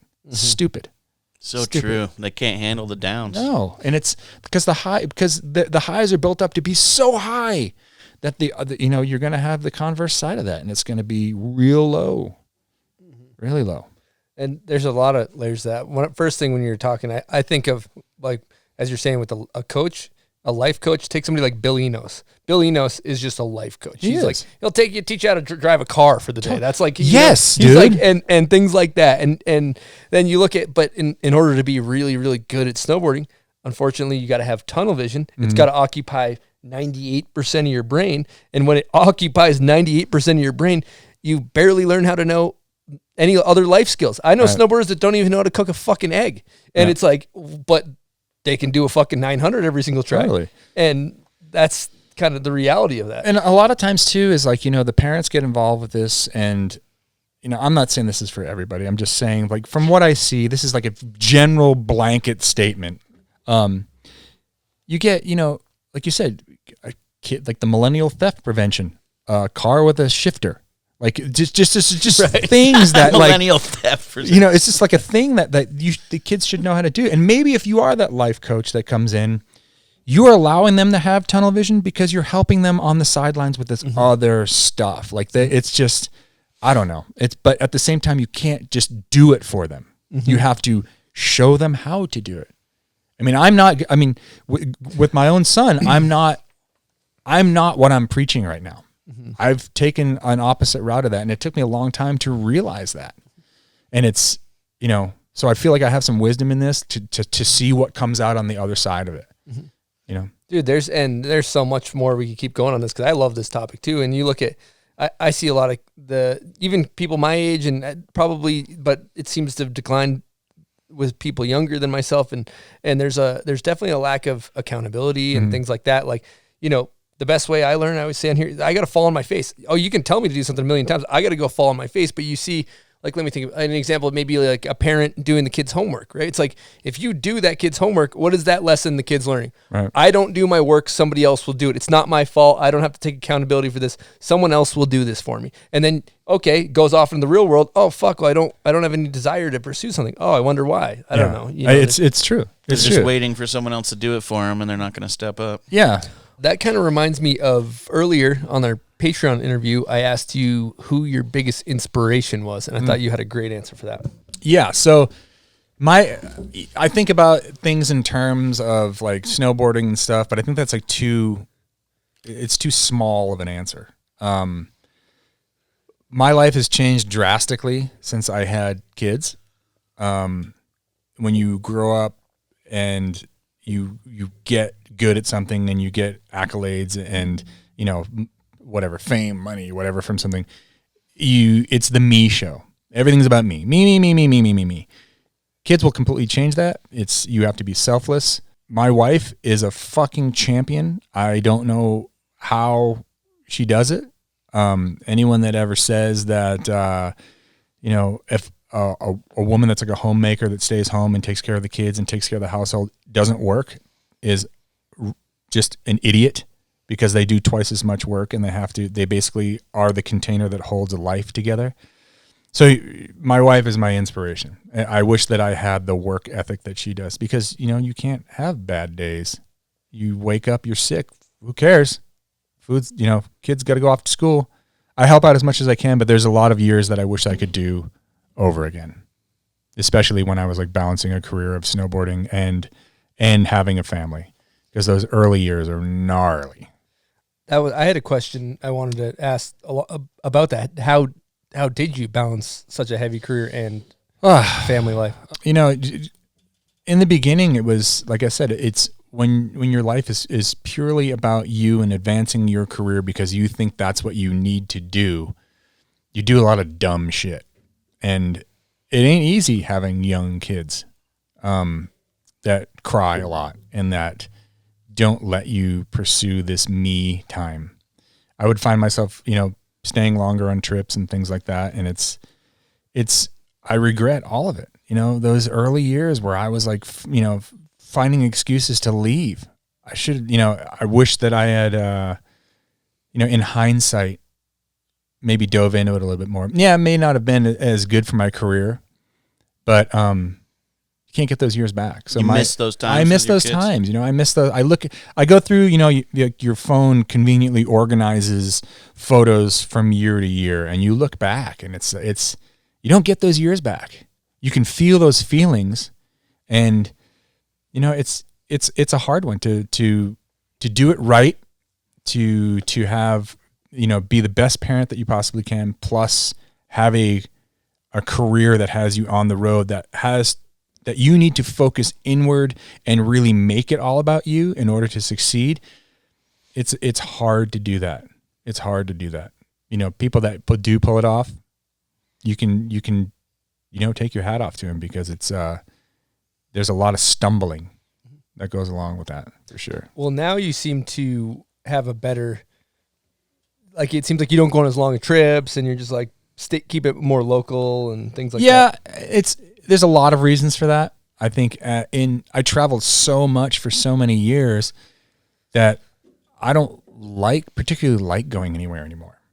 You know, it's funny because my wife and my kids, like, we would do these trips where we would go to like somewhere, like we go to New Zealand, or we would go to Norway, like on these family vacations. And I'd just be like, ugh, I've been there. I want to go there. It's lame. I'm bummed on myself for getting those feelings, but it's a crazy thing when you travel that much in your life, and you start to have anxiety before things even happen. You know, like even just coming here. I never had travel anxiety. I was like, where am I going next? I'm living out of a bag. Like, who cares? All I need to know is like where I'm jumping and what country it's in. But I think as you get older, like you really start to cherish the time where things are slow, or at least you get a taste of slow, and you're like, God, I like slow. But it just comes with maturity. My father-in-law once told me, he's like, I didn't know shit till I was 50. And I think that it's really, there's some things I'm figuring out now that I'm like, what a moron I was for like the first 50 years of my life. So figure it out now, huh? Seriously. I mean, like your brain, there's just the things that were important to you then are just so trivial. Or like I saw this thing where, like, you know, when like a timeline of it, like, you know, the man kind of like baby turning into like the man, or the caveman turning into the modern businessman. It was like, you know, when you're age 1 to 6, you're all hold me. When you're age 6 to 20, it's all look at me. And then it's like, you know, when you get to this certain age of like being more mature, it's like just see me. Or hear, I don't know, just it just kind of goes in this thing where like what you think is important is so not important. You know? Can you give a specific example of what comes to your mind when you say that? Just paying attention to what people say about you on the internet. I do not give a flying It's not important. No. And it's hard in this industry where, especially now, the focus has been so much on social media and the spotlight's on you, you know, to, you know, basically you have to put yourself out there and you have to also not be affected by the jealous critiquing of you. It's such a double-edged sword. We have the bucket over there. I don't know the key to success, but the key to failure is trying to please everybody. Absolutely. And you notice that it's almost age specific, where you can see that a lot of the younger guests really give a shit. They do. Like, they think that what they're saying, everybody's going to trip over, and they're going to really scrutinize what they're saying. It's like, at the end of the day, nobody gives a shit. No one gives a shit. Like the people that give a shit are such a minute, just fraction of the human beings that you will come in contact with for the rest of your life. Do not carry any of that baggage with you forward. If I can give one piece of advice to these kids, is like, do not take anything that someone says to you online and carry it forward from this portion of your life. Don't let it ruin you. They win if it ruins you. You know, you only get one fucking shot at this. Your knees work right now. Eventually they won't work. Eventually you're jumping into a fucking statue isn't going to be all that hot. So make it, you know, just have the best fucking time you can at it. And that's not going and looking at your comments. You know? You don't let them occupy some space in your head, you know? Exactly. Like, give them free rent in your mind. Totally. Real estate's expensive, man. Yep. Yeah. And you it's need true. to own. You need to own all this. Own it all. And That's it's right. like, fuck, life's short. Like, we're all gonna be in the dirt soon, and nobody's gonna remember who the fuck we were. Exactly. And it's like, so that thing that you're tripping on, and this is maybe another wormhole that was coming to mind as you were talking. Love but these. I do think that outrage culture is so popular right now, in the sense of, like, Sure. you know, like, let's burn somebody at the stake on social media, that it almost heightens that sense of, it actually does matter what I say, because we could be canceled via outrage culture. And, you know, there's a lot of it that I agree with. That there's some things that we got away. I mean, growing up back east, the stuff that was said, and there's still stuff that's said like that in and around family gatherings, and doesn't have a place in society. Absolutely. Doesn't have a place in society. But I will say this, though, is that I feel like a movement to put a microscope on people, first to heat them up a little bit, and then put the microscope on them and trap people in things. And that's not right. And I don't think, you know, no one is perfect. Any of these people that are putting a microscope on people and analyzing every single word that comes out of their mouth, there's no way in hell that you are squeaky clean. So reap what you sow. Does that make sense? Yeah, that makes sense for sure. I think I just saw Jeff Goldblum fly through here. Oh yeah, he's back? Yeah, it's warm. Goldblum's back. Oh, that's Mothra, dude. That's a moth. Goldblum's not back. I'm gonna hit a guest question from none other than the I-Man, Ika Baxter. Oh, there he is. Hey, Bombhole. I-Man here. I got a guest question for Todd. Hey, Todd. Seems like you have a pretty much everyday routine when you're home.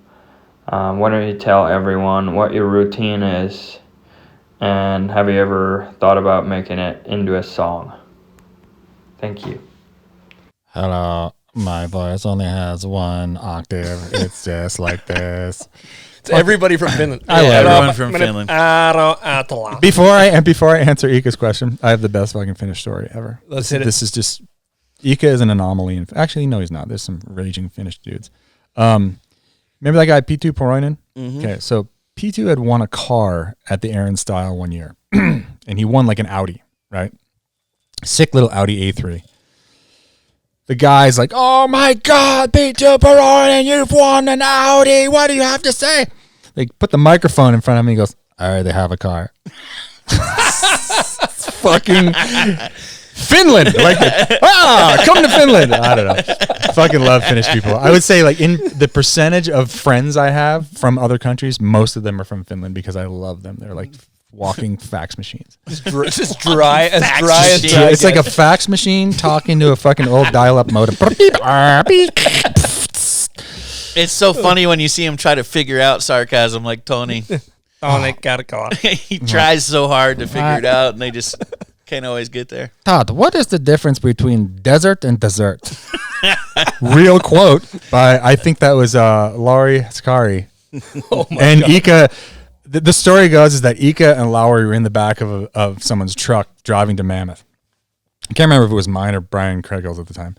And they're just in the back of the truck, like, and just all of a sudden one of them goes, Brian, what is the difference between dessert and desert?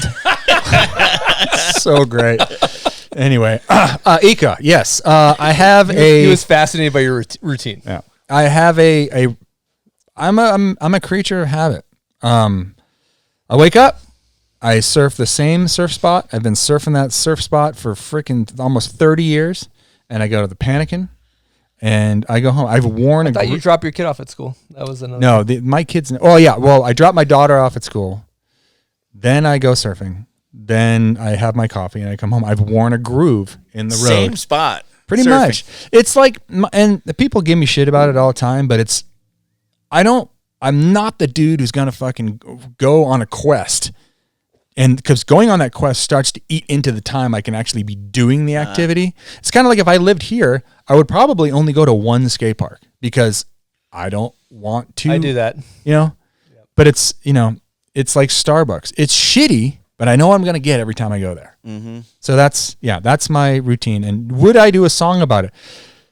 Ika is referring to the famous Encinitas, Ode to Encinitas by Lindsay Jacobellis, to the theme of Tangled. Yeah. That song is out there on the internet. I don't know who has it, but every once in a while it rears its ugly head. Something like, get a little bowl of acai. Acai, Yeah. run up stone steps. Great It's song. It's a hit. It was an absolute hit. Yeah. It just gets in your head. Well, let's transition into the commentating world. While Okay. we're at this, because you've made a career. Anybody that's listening to this, if you've listened to the X Games or NBC or the Olympics, you've heard Todd's voice. You're like, oh, I recognize the Just voice. fucking butchering runs left and right. Well, dude, I have to say though, from a standpoint that the people don't understand is, I've gotten in that booth. I consider myself decent at speaking publicly, and you put the headphones on, and all of a sudden, the thing you don't realize is that there's all these people in your ear being like, cut to commercial, 30 seconds, plug the Toyota fucking banner. How many people we talking? It depends on if they leave the mic open in the truck. Sometimes you're calling a run and homeboy just didn't flick the switch back again. So you're hearing the director screaming at people. It's camera crazy. 4, give me camera 4. What the fuck? Oh, and it's just like gnarly. And I'm just like, and here comes Danny Davis into the first hit. Like just trying to You play just have off to like shut it out totally. and hear what they want you to I hear. couldn't focus. Literally, I could not focus when you did it. It was funny. And then I remember I took Chris into the truck and explained to him the hierarchy of how shit rolls downhill in a TV truck. And the one dude, the closer you are to the door to exit, that's where all the shit piles up. Really? And there's like a conductor, and he's conducting the give me camera 3, give me camera 4, give me we're gonna roll gold on this, blah blah blah. And then there's people on the fucking computers scared to death. Like the more higher up in the food chain you are, the more scared you are underneath them. There's a lot of yelling going on, but for some reason it works. And it all works It out. all works. And when you watch the X Games and you see all the different angles, it's a guy inside of a semi truck where there's 8 people in there, and they're yelling, "Cut to the slow mo angle! Cut to the fucking slow mo! Cut to angle 5." What's wrong with you? Like screaming at people. Yes, it's gnarly, and I'm hearing this shit in my ear. But yeah, okay. So transitioning to commentating, I got hurt in 2003-4, shattered my arm here at Park City. I think I was with Twos that day. I was with Scotty Arnold, Hannah Beeman. Just fucked up my arm, exploded my arm into a million pieces. In the pipe? No, I was riding the what's that? What's the one run? The big park King's Crown. King's Crown. Oh yeah, King's Crown. Kind of a flat light day, weird Park City snow, kind of inverted layer. Like it was hot but cold, and I remember going off this jump, didn't clear it, slammed. Rolled to a stop, and I was like, whose arm is that? Oh, it's my arm. It was at such a angle. Such a weird angle. Anyway, took me out for half a season. So they're like, well, I think I was like one of the main dudes to like win X Games that year. And they're like, oh, you're out. So why don't you sit in the truck and call it? So I just did. And it was fun. And that's kind of where it started. just talking shit. Well, tying back to Jacob Ellis, you were talking about some interesting stuff. I've heard you mention that, like, when she fell, for example, for the Olympics, a lot of times there's producers telling you to say certain things in your ear. Drama. Right? Yeah, like they want you to stir the drama. So explain what that's like. So in Lindsay's case, this is in the 2006 Olympics in Torino. Lindsay Jacob Ellis did not win the silver. She lost the gold. She fell on a method. She's trying to do a method to show off the last hit, which is great. She's fucking Palmer. She's taking That's dope. what Sean Palmer did and freaking is going to go for it. She's going to go out because that'd be on the cover of fucking Wheaties. She fell. She ate shit. The people in the truck, because this was, and the way that this was edited there, because it was time delay, it wasn't live. So they had time for Lindsay to go on the host set and talk about what happened. It gave the producers time to craft a narrative. Lindsay initially had denied that it was a method. She just said she was just grabbing her board for stability. So that they were crafting this narrative because a lot of people were like, this is the biggest gaffe in the Olympics since blah, blah, blah. And they wanted to skewer her big time. And myself and Pat Parnell, who were doing the commentary at the 2006 Olympics, we're snowboarders first and foremost. We're there to do a job. We're there to create drama and hype, but not at the expense of someone's, the expense of the sport or the expense of someone's feelings, And so they were telling me just like, say that she was showboating, say that she threw it away. And I just wouldn't do it. I'm like, she got caught up in the moment, like I'm trying to like say what they want me to say, but say it in my way so it doesn't come off as harsh. But there is a lot of that stuff going on, especially with the Olympics when there's so much, not so much now with the Olympics being live. They will tell you what's at stake. They always try to tell you to convey to people at home, what does this mean? Don't talk about tricks. Talk about what this means. No one gives a shit about a 1440. They can't, it doesn't matter. What is at stake? So there's been more of a transition away from that, which I think is much better. If you don't say what they want, can you lose your job? No. I mean, I guess you could if you were really green in it, but I would hope to think that the good outweighs what else I'm doing outweighs whatever, in the moment they want you to do this. I can tell you this though, if you swear on the air, it is a big fine. Boom. What are we talking? Like thousands and thousands of dollars. Wow. If you're in a live event and you drop a fucking F-bomb, you pay for that out of your pocket. Ow, right in the no lube.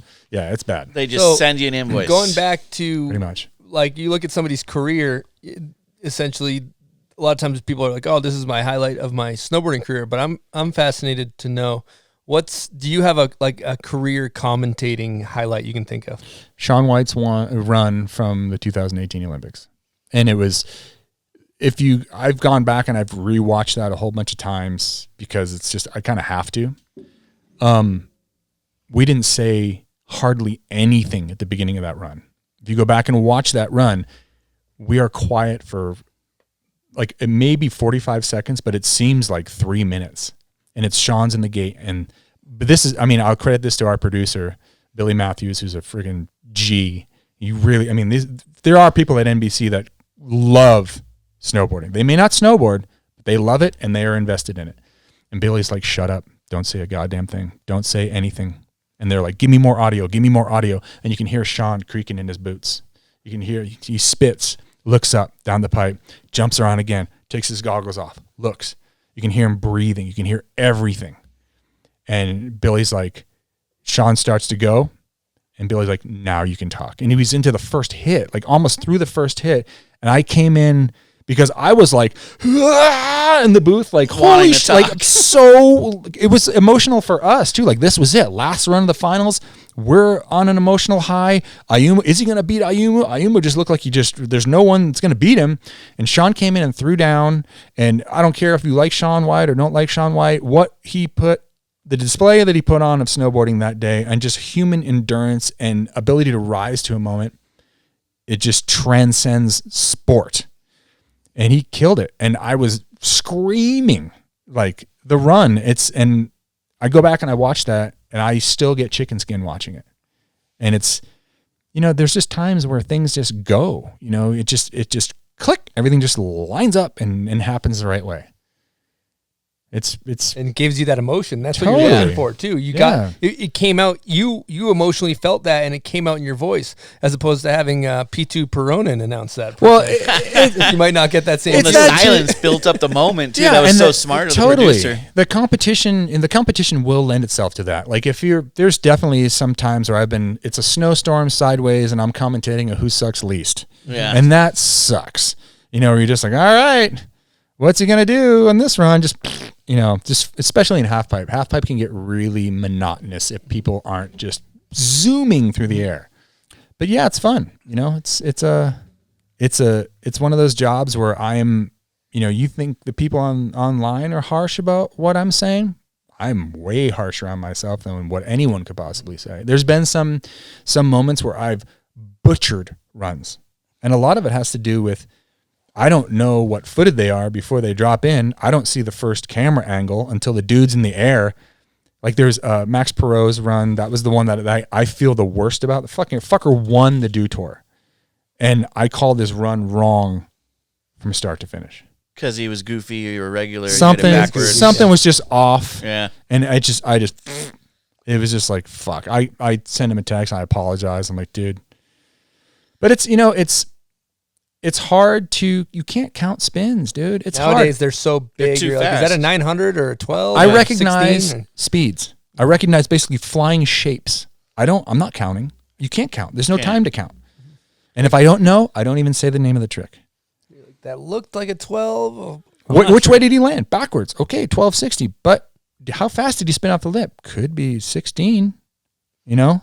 So there's that kind of thing. Like, is it the finals? Would he be doing a 12 there? No, I'd probably be doing a 6. Like, if I look down at my notes and look up and someone's just like flying through the air, you know, I've got to like kind of like. What do your notes say out of curiosity? Well, there's a lot like what footed he is. Yeah. What did he place in the last competition? What did he do the run before? You know, that kind of stuff.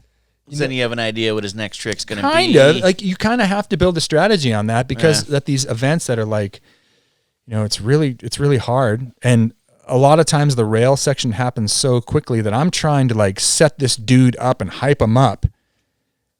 But it's hard to like hype him up and then get in what he did on those because there's so many change ups now on the rails. Mm-hmm. Or like I call a rail trick a name that we used back in Vail. Like I got shit for this one that was at one of the Dew Tours a couple of years ago. There was like the half cab over, like basically what you would call like a 270 bring back. We called it like half cab overturn frontside board because you'd basically just half cabbing and you're overturning. So we'd call it half cab overturn slides or whatever. But that shit doesn't, you know, kids don't know like what the history is of some of these grabs and some of these things. So, you know, instantly, what the fuck is he talking about? And I'm just like, look, you're talking about people who were there in the beginning of these tricks being made, and we call them different things, you know? Like, I try to keep up with the Joneses. What was the trick really called? Well, people call it cab 270. Yeah, cab 270 bring that's back. What he's talking about, or cab 270. bring back or pulley. Sometimes you say cab 2 pulley. Back, yeah.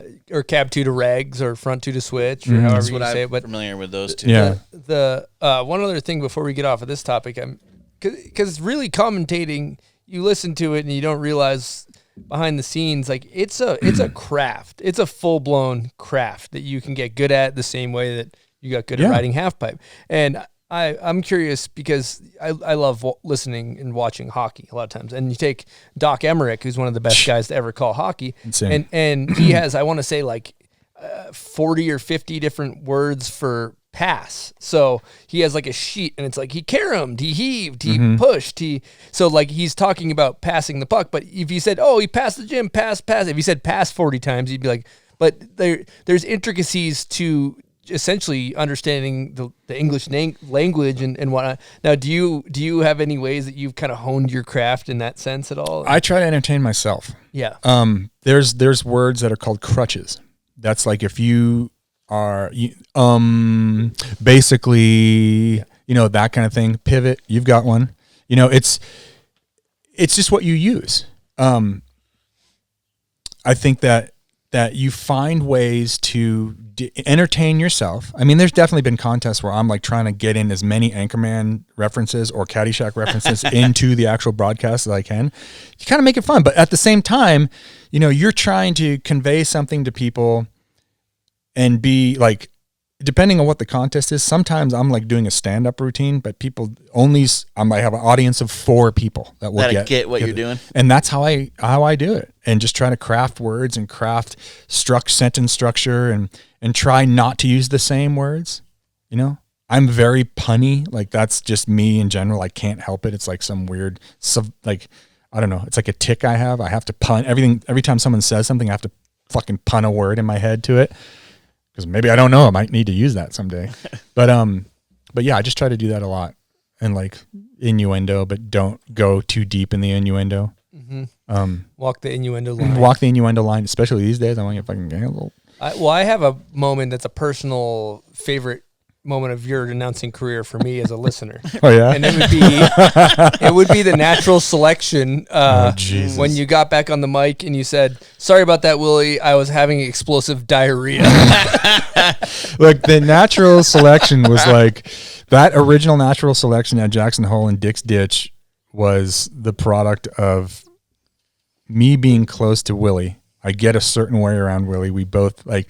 I'm already like a shit talker. When I get around Willie, it just like turns it up to 11. Like just the miserable, grumpy old fuck just comes out because, and then plus we were frozen and the only way to stay warm was to drink Jack Daniels. And I think we all had like norovirus too at that point. Everybody was like sick. Yeah. Like I literally left the tent and went and shit and had snowbank. Explosive diarrhea. Yeah, dude, it was gnarly. It was so bad. People were dying. Like I remember Gigi Ruff came out of his room and I was like, "Oh, what the fuck is wrong with you?" He just looked like like frail daywalker, like it's just some vampire that had just been booted out into the street. Yeah, it was gnarly. That event was something else.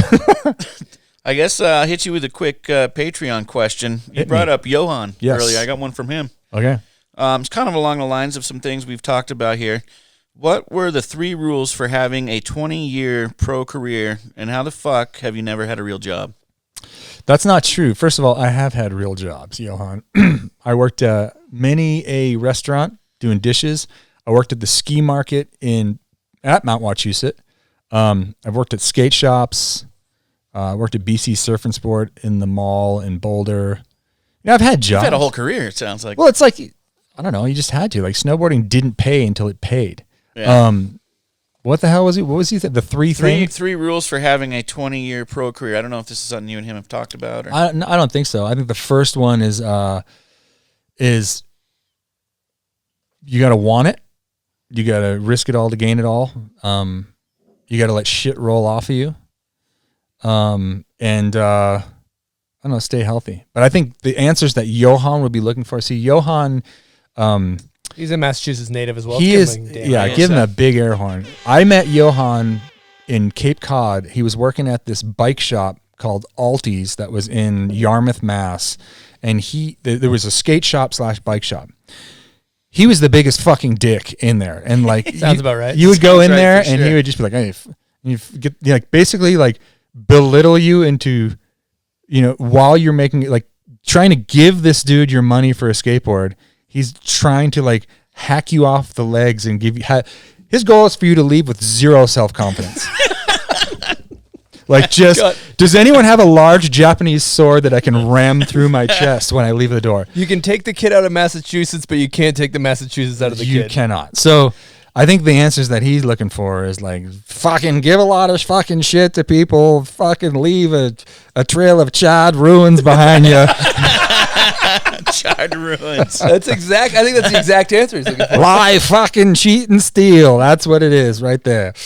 The correct answer. Yeah, that's the correct answer. So thank you for your Patreon addition to this. Buds, it's that time for you know what. Oh. Dude, this is going to be harsh.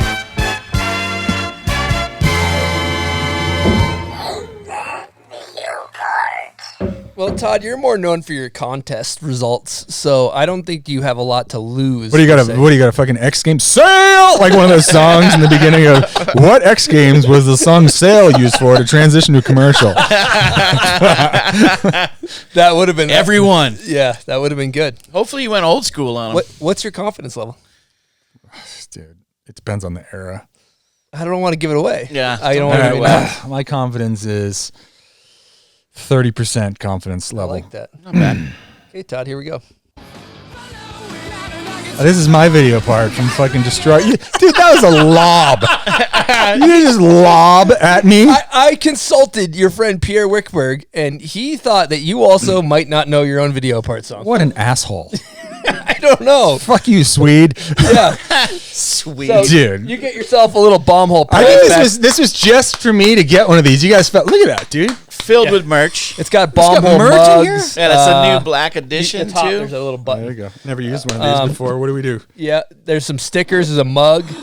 Yes. This is so sick. All of the merch available at bombhole.com. You can head over to our store. We got Stony Bud's air freshener. My Pro Model air freshener. That is Keep things hype. fresh. Yeah, he actually had a similar royalty check from his Pro Model air freshener. I think it was $265K. He left it on his. It was $2.65. I guess he left it on his coffee table. Can with all his friends. we please bring back the Pro Model? Like, seriously. I really. They're out there. Not really. They're just not selling a lot of them. Why? Because question. reps are fucking lazy. You think it's the reps? Yes.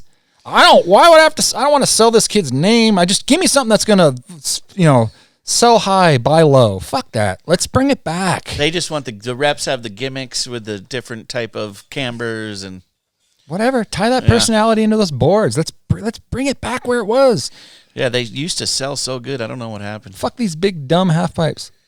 Yeah, I agree. Little pipes. I love it. Dude, little pipes is definitely the answer. We still got to do one more name that video part song, and this is for. We're still in name that video part. Yep. If you guys know the answer to this one, comment on the photo of Todd Richards on Instagram when it comes out. The initial Richards photo, that's where we pick our winner, and we'll see who the first person is. You get a prize pack. We're also throwing merch from our sponsors, so you'll get some Liquid Death stuff and some pub beer stuff. So here we go.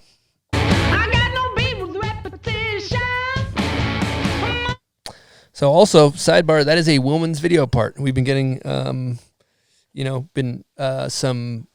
good advice to include more women. So some requests. It's a woman's part. Thank you guys for playing.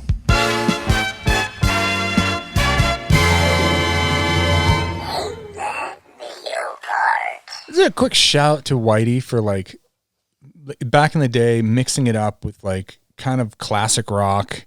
Like that was at the drive-in, at a time when they were kind of obscure band, and he's just done a really good job of creating a vibe for videos that I would love to see. The skits too, right? Skits, dude. The skits were the beginning Dukes of Hazzard one. Yeah. He pulled Gigi Ruff out of a trunk. That's right. This isn't gonna matter because it'll all be over soon. Threw him off a bridge. Yep. That's right. Well, shout out to Concrete Sneaks for that. The real OG. The real Concrete Sneaks is actually Gigi Ruff. So we got a question from Patreon, Lane Knack. Ooh, I love Lane Knack. Who is Captain Cripple, and what is he doing here? Segway pivot.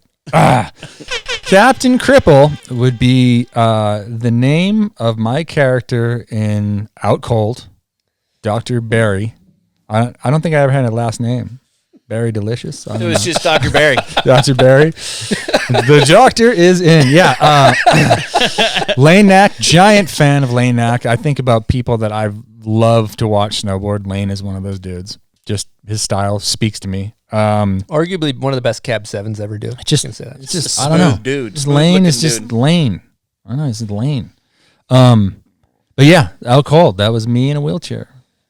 Can we talk about the Hollywood experience? Sure. Where do you want to start? Yeah, what was I feel like you need to be more specific because maybe we start with his celebrity lookalike. Yeah, oh we got a good celebrity lookalike. We have lookalike. a really good one. Really? So that dude from Out Cold. Yes, celebrity lookalikes yourself. We were trying to think of if you had a celebrity play your role in life. Kid who would from it be? E.T. I don't know. Yeah, maybe the kid in E.T. for your younger. Yeah, we can set up a whole time frame. Dude, I got something funny for this. I'll give you this picture. Someone sent me about a year ago, and this isn't like a celebrity lookalike, although considered to be a celebrity in some circles of the planet. It's this picture of Jesus holding a fucking lamb, and my God, if it isn't me, even you thought it looked like dude, you. I'm like, that's fucked up. So anyway, So you could be my celebrity lookalike Mel Gibson is Jesus. Yeah, which it could goes be Mel back to Mel Gibson, Gibson. Passion of the Christ. Yeah. So yeah, Mel Gibson. So It's anyway, a trip when you look at a photo and you're even like, wow, that looks like me. well, don't they say that there's at least 4 or 5 doppelgangers of you on the planet They do say that now because of the gene chain, like the gene code. You whatever. could bump into yourself out I've there. gotten a lot of Peter Norris in my day. I don't know if you know who that is. Can't Porn think star. who that is. Anyway. Porn star. Huge right? mustache. Yeah. I think you're right. Mainly from photos of the crotch region. Mainly from dick pics. Dick Yeah. pics. So, Yep, that's Peter North, huh? Out cold. Back to out cold. Yeah, here we go. so here we go. So I go, so I'm in Hollywood. And, well, it's funny because the movie Out Cold was done by the Malloy brothers, who are actual cousins of these.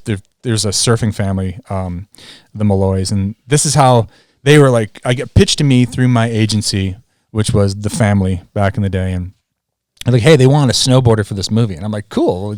What do I got to fly off of? They're like, no, there won't be any snowboarding. You'll be an actor, and I'm like, an actor? Oh, okay. So, but you have to go and, they want you to read for this part. So you have to go read for it. So I went up to LA. My friends lived in Los Angeles and Hollywood, and I went up there and partied my balls off one night. Like bad, like big, like went full dum-dum, as we say.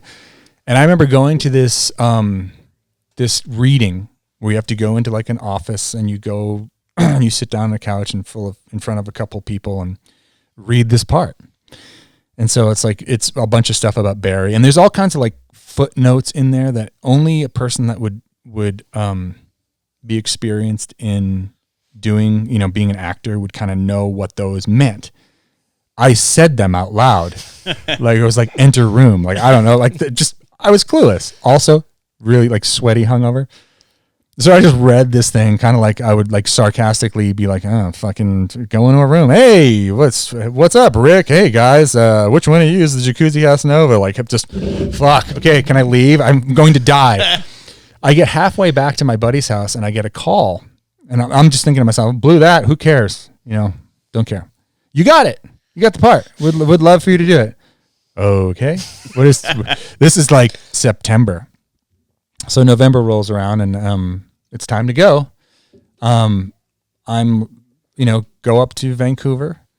They put me up. I go to the set. When I first arrived there, I know nothing. I'm just super green. It was like kind of waffling me like, I don't want to fucking do this. And my agent at that point was like, you have to do this, dude. You signed for this thing. We'll get fucking sued. And I'm just like, whatever. Like just so full of my bullshit self at that point. Like, so I go and I fly into Vancouver. I'm taken directly to the set where they're filming the scene where Sluggo rides down the stairs at the big party.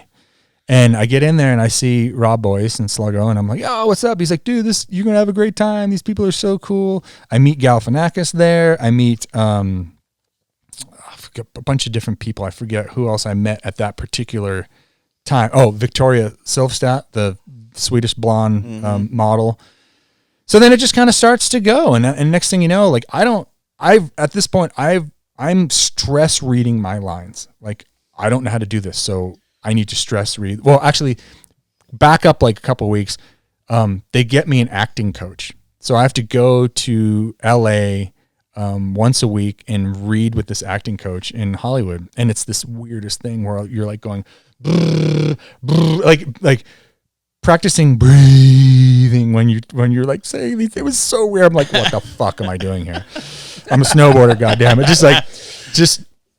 So and memorizing these lines, like stress memorizing. So I get there, and the first scene that we do is the one where we're at the cabin and Pigpen's burning his underwear. And, I'm telling Rick and those guys that I've got a plane. I can fly you guys to Anchorage or whatever. And I just remember like being there, like so stressed out that the boys could see that I was stressed, the directors. So they had Galifianakis start doing stand-up to like lighten the room up. And my God, this is before Galifianakis was anybody. Yeah, he was kind of unknown at that point. Just some fuzzy dude from North Carolina, and he was so funny that it just like, I really credit him with like keeping it lively and making it so that I felt like I was having fun. It was always fun. Like he was always doing something ridiculous. And it was just this crazy scene. Like we ended up spending a solid amount of time in Nelson, BC. When you go to Baldface Lodge up there, you pass by the little town of Salmo, where they filmed me getting out of the van and all that stuff. It was fun. That's killer. Sounds like an awesome experience. Yeah. What kind of cheddar biscuits we talking for a project? Not as much like cheddar that? biscuits as you would think, dude. That's what everyone always keeps saying about these projects. Well, it was like, I think it was $40,000 to do it, you know, which isn't bad, but I mean, I was rolling into that thing waging 3 weeks in peak warm up time before my first competition versus $40,000. You're talking to a guy who's got checks at home for $265. Yeah, you know, I was just like, I had a house made out of oversized novelty contest winning checks. That's a good building material. That is great. Good building it's really material.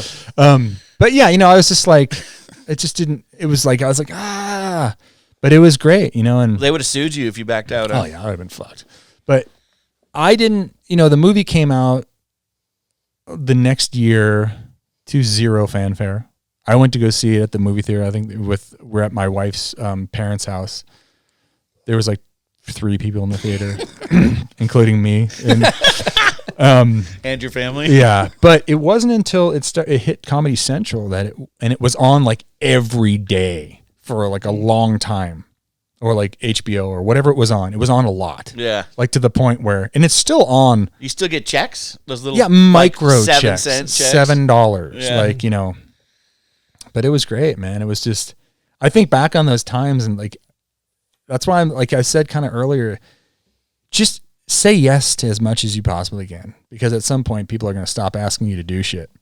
And that was one of those things that like, it didn't seem cool at the time, but the experience and like me meeting Lee Majors, who I grew up, the $6 Million Man and the Fall Guy, and like these shows, I met that dude. Mm-hmm. And he was as fucking insane as you would possibly think. There's a story, I've told this story, and Galifianakis actually told this story to David Letterman on, Letterman had a show that was on Netflix for a little bit, and Galifianakis tells it differently than what it was, but the premise of the story is the same. We were all having dinner and there's this little lodge on the lake in Nelson.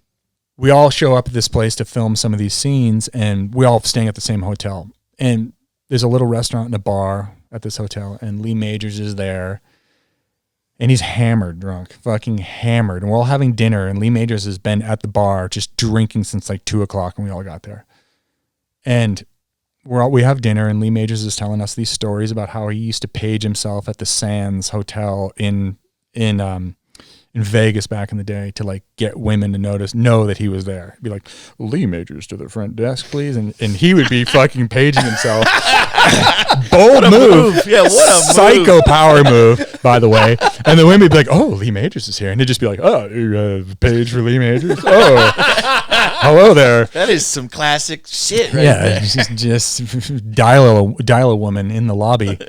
So he's telling us these stories, like when he was dating Farrah Fawcett, and I was sitting across from Zach Galifianakis, and Thomas Lennon, the guy who plays Officer Dangle in Reno 911, is sitting next to me. Awesomest dude ever.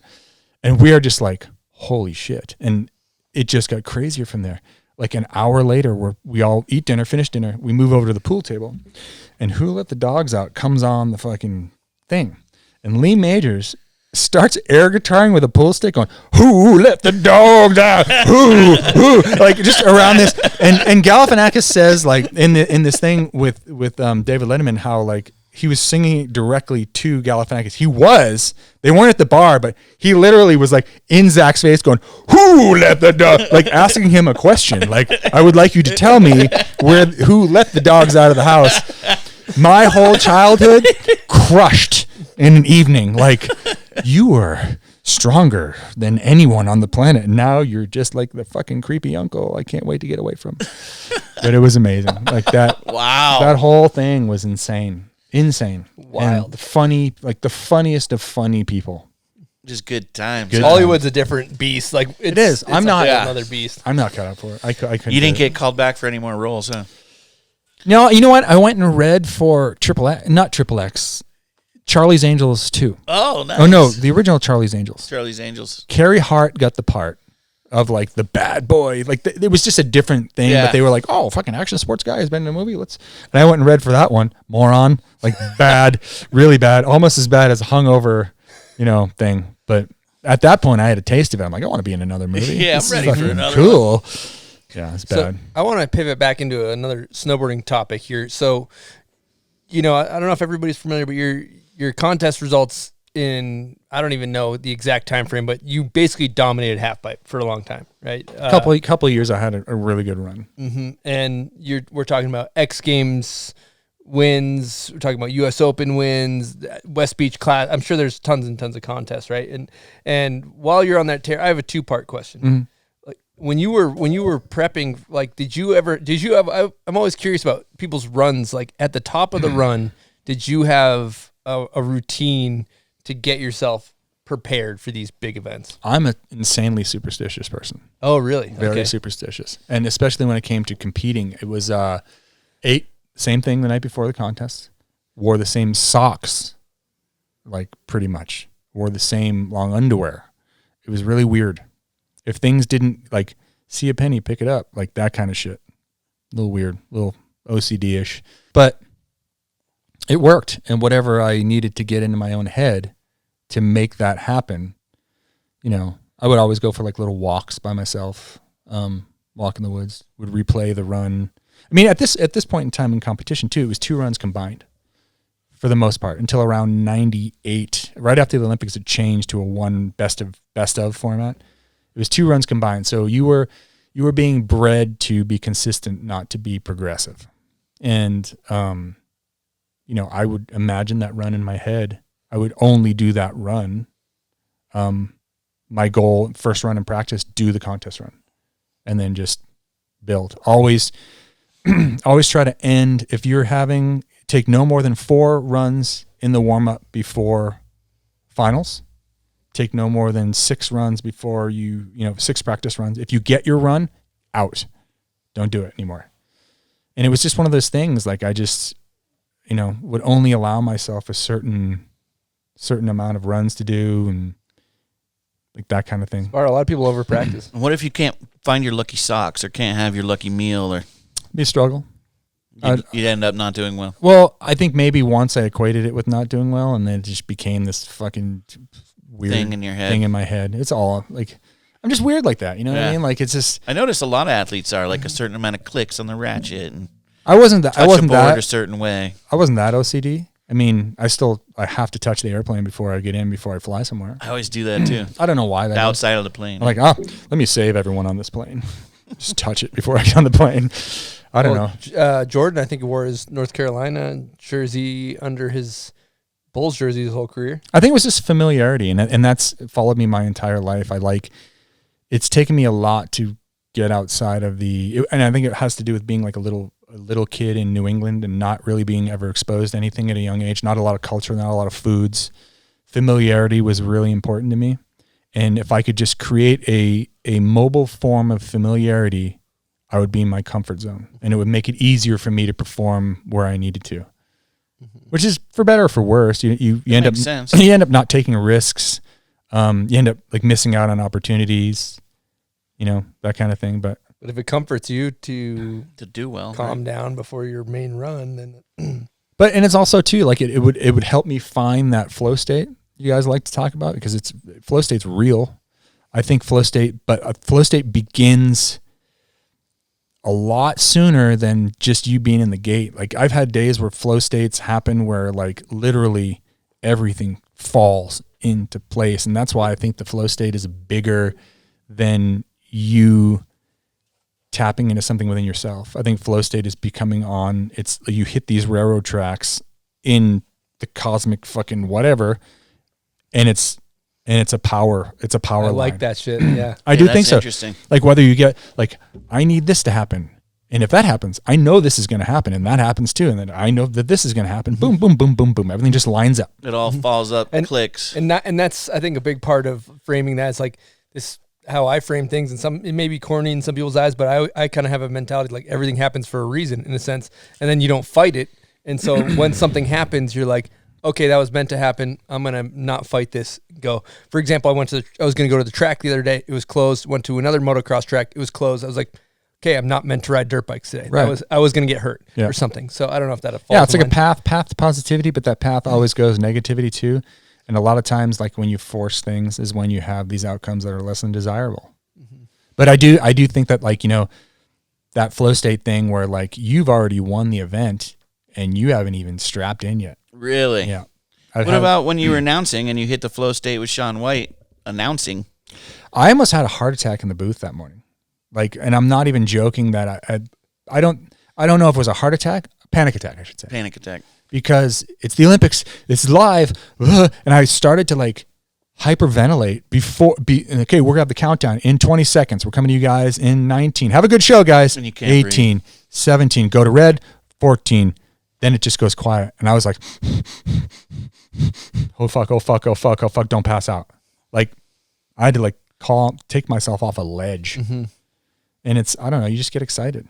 All the blood rushes somewhere weird, and next thing you know, you're like... What about surfing flow state? No. Surfing is this weird thing where, I don't know, like if for me something, well, I guess there is that way, like if it doesn't feel right, it's not meant to be kind of thing, don't fight it. Surfing is all about fighting because you're fighting the ocean the entire time. But there's definitely days like that it seems effortless, you know, like with skating. You ever have those days where you're like, the first trick you try, you fucking nail it. Mm-hmm. And you're like, whoa, there's no whammies today. I'm going for it. Mark Johnson has a great quote about that. He's like, some days you go skating and you just have it. Yeah. And some days you can't even, you feel like you don't know how to ride your board. And he's like, I've never figured out what differentiates those days, like how to get there. You know? I feel like I've had really incredible days snowboarding, skating, and surfing. And I'm just the disclaimer on this. I'm not saying that this is the way to get there, but it may be a clue to unlocking this door. I've had really incredible days hungover. Why? Is it because your expectations are low? Is it because you are chemically relaxed in some form or fashion? You know, there's something to that. If you can find that way to find that relaxation state, which is like, you know, where you just don't care. Like, I don't know, I'm just kind of here going through the motions. And all of a sudden, you know, what's going to happen is going to happen. Well, adrenaline shrinks your brain cells when you're hungover and makes you feel better again. So maybe you're just going from so shitty to feeling good that all of a sudden you're just clicking into the or like you start like there's a lot of times too where I will go and like have no expectations. I'm just going to go up on the hill. Like sometimes, you know, I don't get to ride as much now because I live in Southern California. So when I go to these contests, even if it's a shitty day, I'm going to go out and take runs. And oftentimes those days become super fun because there's no expectation there. And then all of a sudden nollying off a cat track becomes like the best feeling thing on the planet. You know? It makes sense. I like that. And also going back, Stephen Kotler's book on flow state, I forget the name of it, but he describes flow state, I think, is basically you have to be good at the thing before. You have to have a skill set, you know, where it becomes autopilot essentially, and where you're not even really thinking and it's happening. So it's like this, you surrender. It's like a hollow head. So I think in regards to being hungover, if you're kind of like hollow headed, you're not overanalyzing. Your brain's not sitting there spinning wheels trying to figure out it's just kind of hollow head. Then you're just like, and you know, talking about like a lot of people we've had on the show. You know, you take Dusty Hendrickson or even talking to Tyler Bierman, the moto guy. I'm like, how do you do this? How do you do this? He goes, don't think, just go. Yeah. And don't think. And it's like, if you're good and you don't think and you just go autopilot, you'll get into flow. Think of nothing. Yeah. But it's true. It's like, but at the same time, I have friends that are hyper aware of everything that's happening. I used to drop into my runs and black out. I don't even know what happened. You win. Really? I don't remember anything after dropping it. I can remember flashes of my run in my head. I can remember feelings. I don't know what happened. But that's a weird thing where the adrenaline is running so high that you surrender to the adrenaline, you surrender to your muscle memory of knowing what to do at that highest level, and it just happens. It's weird, man. It's such a weird thing, and it's fascinating to me because you can have those days where you're fighting with all your might to get there, and your body's like, no, no fucking way. You're not even going to clear this jump. That kind of thing. Well, along the lines of snowboarding, with all your accomplishments and all these things, I find that we What the fuck? Oh, we got is that Goldblum? Is that Mothra? Goldblum? Mothra landed on Todd's drink. Peace. You almost ate Mothra. Mothra's out. How would that be if I just consumed a bug on your... That'd be sick. Live air. Actually, Buds, talk about the crickets. Oh, Did you eat I didn't crickets? bring them. No, yeah, we were gonna put on the spinning wheel of death. One of We the didn't new want things. to give it to you. I've had those in Mexico. Yeah. Cricket tacos. They're freaking- flavored. I got some 7-Eleven versions. Oh, well, that's Yeah. really harsh. They're like Are they organic? they're gluten free. They are gluten Are free. were they pasture raised or Yeah, they're pasture raised. They're free range. free range? Free range Okay. crickets? Yeah. You got some free range flies in here. Oh yeah, that's warming up garages. We didn't set fly that up hub. on your spinning wheel of death, but we might do it in the future. Eat some crickets. Just every question is spinning. The wheel just keeps spinning. So I was wondering about let's talk about the Olympics because I know you were kind of favored to win and you've won everything else. Is that kind of the one that got away? And Yes and no. I know exactly why it happened. I got really into the smell of my own farts. Okay. I was like, God, you smell good. I was thinking about what was going to happen if I won and not what it would take to actually get into that state. Barely qualified for the final. And then it was 2 runs combined at that point. First run, just decked on a Mickey. That was it. Game over. Oh, because 2 runs combined. If you fall, you're done. You're out. You're done, son. Oh, that must have been horrible. The time in between those runs, knowing you probably nothing you can do. I didn't give a shit at that point. And it was at that point where I was like, I just was like bummed on the whole emotional roller coaster of getting to the Olympics, how much people were wanting from me, how much the machine was out to like paint snowboarding as these fucking crazy wacky rebels. What are you guys doing here? Everyone's smoking pot. And it was because Ross Rebegliati got busted for smoking weed like the day before. So every question wasn't about like anything that had to do with specific to our event. It was like, what do you think about homeboy smoking weed? And I was just like, fuck everything. Everyone was sick. Like the whole hotel where we were all put up, everyone came down with like a norovirus, kind of like similar to what happened in Jackson Hole. So I went and snuck away and stayed with my girlfriend and Trevor Graves and Robbie Morrow, which did amazing things for my head. But I was like at an emotional breakdown point. It was too much. My fucking little brain couldn't handle all that. We weren't used to that. We're used to being the big fish in a small pond. Now you're global, and it's just like you're boarding for your country, man. It was weird. Was that the first time that was happening? Like we were the snowboarding. We were the first. First Olympics. Which Olympics was this? 98. Yeah, Nagano. Mm-hmm. I'll tell you what. That day after the Olympics, I was like scheduled to do. Morrow was basically hedging everything on me winning. That giant paycheck that came from that, the whole 9 yards. But they had scheduled like this shop tour afterwards, where I was just going to parade around Tokyo with my gold medal. I couldn't get to the airport fast enough. It's like that night, I'm just like mad, feverishly changing tickets. Like $6,000 to fly home. Fuck You're it. out. I'm out. Didn't care. It's just like, I'm out of here. And it was just such like, I was so depressed, dude. Like so depressed. Like rethinking the whole thing. Thank God for my wife, who was my girlfriend then, because it was dark. Just post-Olympic depression. Yeah, and it was like, I was a victim of that, basing my self-worth on 60 seconds of contest every weekend. And I was so used to winning that, self-worth was high. Self-worth was high. Judges said no. I wasn't used to having anyone say no to me at that point.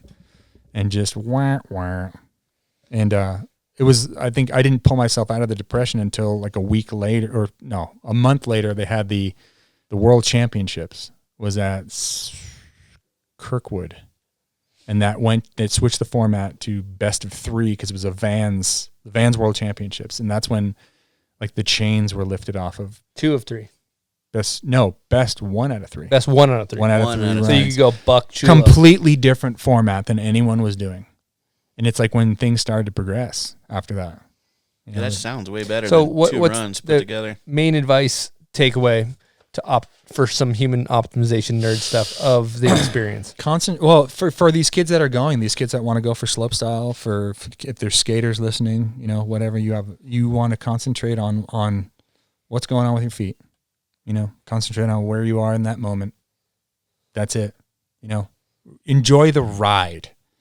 Because I was enjoying the ride. Are you throwing DC propaganda at us right now? What do you mean? Enjoy the ride? From like 2001? Yeah. He's got some old DC slogan. Are you throwing DC slogans at me? You mean those big puffy shoes that nurses wear?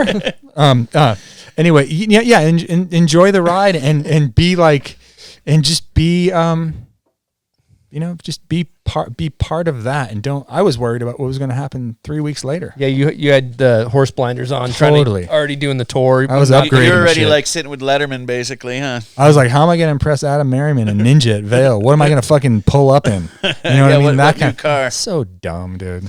Well, so true. Speaking of enjoy the ride, we got a guest question from none other than Ken Block, founder of DC Shoes. Hello there, Bombhole Wow. and Mr. Todd Richards. This is Ken Block. I have a few random questions for Todd. Don't even necessarily have to do with snowboarding or his snowboarding. First one is, what was your favorite thing ever to do at the Mountain Lab? And how much do you miss the Mountain Lab?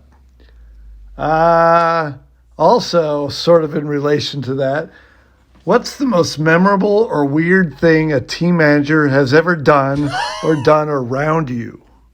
And finally, tell us really, how much did you sell that flip whip video of your son to America's Funniest Home Videos? Anyway, that's it, Bombhole. See you, Todd. Bye. Bye. Thank you, Love Ken. you, buddy. That's a 3-parter, I think. That's a 4-part. Okay, so the most fun thing at the Mountain Lab, I think, was just snacking. Honestly, it was like that whole thing where like you're just playing in the yard. Just talking shit, snacking, playing sting pong, video games. Yeah. I miss that place a lot. Like Ken said, like, how much do you miss? It was the ultimate clubhouse. And that's one thing that if I could, like, we have wealthy friends. One has wealthy friends. Ken is the wealthy friend that invites everyone along for the ride. As long as you're not weird, and creepy. Creepy. Like, there are some caveats, but you can come, but But it was, the Mountain Lab times were so fun, and it was just a band of misfits of different personalities all hanging out at that house, and it was like you had free range. Like, want to shoot skeet? Go shoot skeet. You want to build a jump in the back? Oh, well, let Nick take the snowcat that he barely knows how to drive, and he'll fucking push up some snow, dude. This one time, and this is just how loose it ran there. So Brian Botts was our team manager at DC at that point, and Botts is loose. He runs his program very wobbly. Brian decided that he was going to pull this giant slidey box from somewhere that he put it down somewhere else, but the thing was buried in the snow, and we tried to undig it, and it wouldn't come out. So Brian has this great idea. He's going to hook this giant winch hook just to the plywood on this box, and he's simply going to like break it from the frost hold that's holding it in there. He fucking fires up the snowcat. The hook blows the whole side of the freaking box off, and it's just a whipping, like, 30-pound bullet. Flies in and just goes wham into a tree and, like, embeds itself into the tree. We're all just hanging out. Me, Devin Walsh, freaking Ray, and it's some fucking crazy outfit. Easily would have taken someone's head clean off. Oh my God. That's Just how by loose, sheer luck. Sheer luck, it didn't kill us. Oh my God. Loose as a goose. What about MySpace Tom? Keyword. MySpace Tom was sick. He was He at a came party. and hung there. out. Yeah, they used to have these parties for Sundance, when Sundance would be going down, and this is Like Ken likes to run it flashy. You know, they like to have big parties and woo, invite everybody. We'll fucking get all these people over. And then I think there was like rumors that Gary Coleman from Different Strokes was going to be. Vern Troyer was there. Remember the little dude who died from Austin Powers? And fucking MySpace Tom walks in. And we're just like loose at this point, like just lit up, like day drunk. And I'm like, we're all in Ken's the garage. He has a garage like this with like lockers, and it's a fun place to hang out. Let's get a picture with MySpace Tom. I'm like, fuck it, let's do a pyramid. Are you a bottom or a top? Like just Next thing you know, we have a photo of doing a pyramid with MySpace Tom. Is he on the top? No, he's at the bottom, dude. The bottom, huh? Yeah. He didn't want to get up there. Nah, it's at the bottom. It's fucking MySpace Tom, power bottom. So the weirdest thing that I've ever seen a team manager do? Jeez, dude. That's a heavy one. There's some hot tub bodily fluids situation. I remember that question I asked Ken when he was on the what's the weirdest thing you ever found in the hot tub? He kind of dodged that. Yeah, it was a full bullet dodge. He did a Louis Vito dodge. I think it was a petri dish, that hot tub. That's where patient zero was coming out of there. I don't know. There's some people. I mean, it snowed every night sometimes for team managers. Oh yeah. Yeah. Blizzard hasn't ended for a lot of them. Yeah, that's some weird shit. There's just team managers. Some of them got up to some creepy ass shit. Yeah, like they just do. Fucking like just gross. Get them all together too. Yeah, that's a problem. They become like a Voltron of bad ideas. Just I'm for him the head. Just fucking. And it's the truth. Yeah, it is. It's true. You get them all together. Yeah, like you get them together, it's a problem. The fucking Wonder Twin powers activate. Form of nostrils of steel. Like bad ideas. Don't do drugs. Think you're solving the world's problems, but just talking a mile a minute. I got this great idea. We should make fucking water with energy. Where'd you get that idea? I wonder. Okay, buds, let's hit a little breakout moment presented by Pub Beer.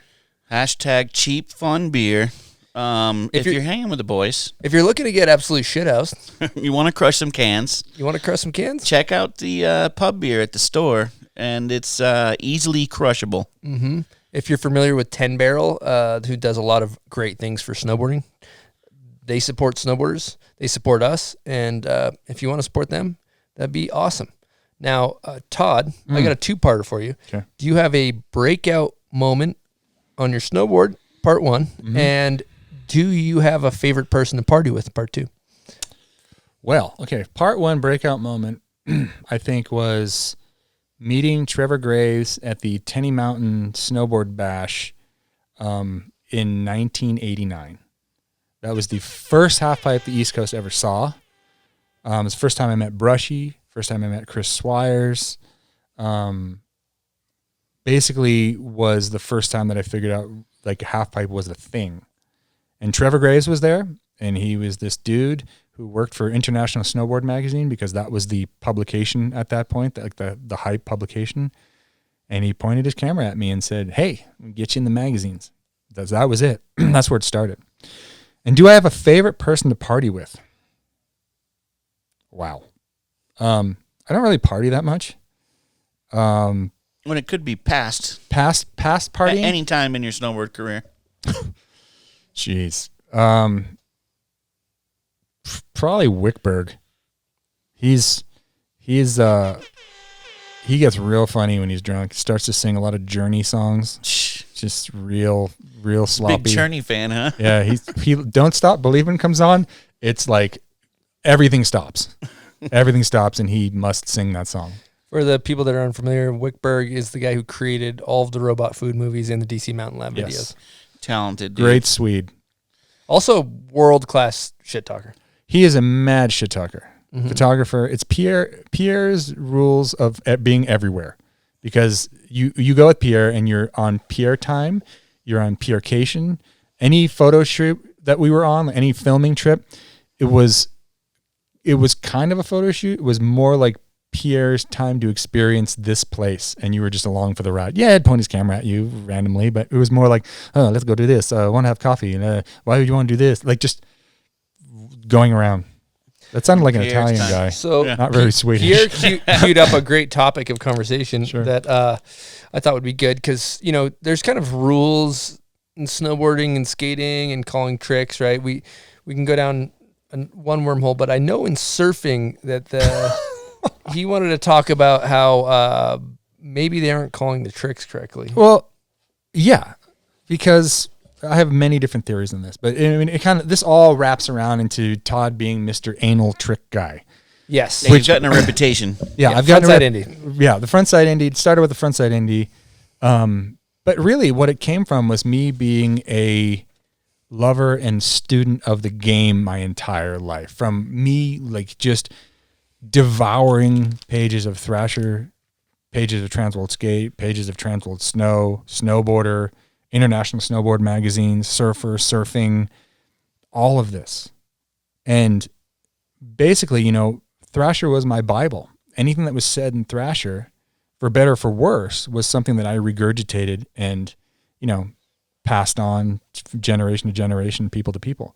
I think that, I honor the past of where we came from. We did come, all the tricks that everyone's doing right now have their roots in skating. People paid with their backs, their knees, their ankles, blood, sweat, tears to pioneer these tricks. It's the least we can do to honor their legacy by calling it by the shit that it was called when they fucking came up with it. It's just, I adhere to that very strictly. Like, you wouldn't, the people from hockey in the 50s don't call a hat trick something different just because your dumbass friend from down the street who started your chain of knowledge didn't get it right. And that's really what it comes down to with trick names being called weirdly in snowboarding and surfing. In surfing, I equate it to surf guy who never stood on a skateboard, had a friend that skated, but he wasn't really that good.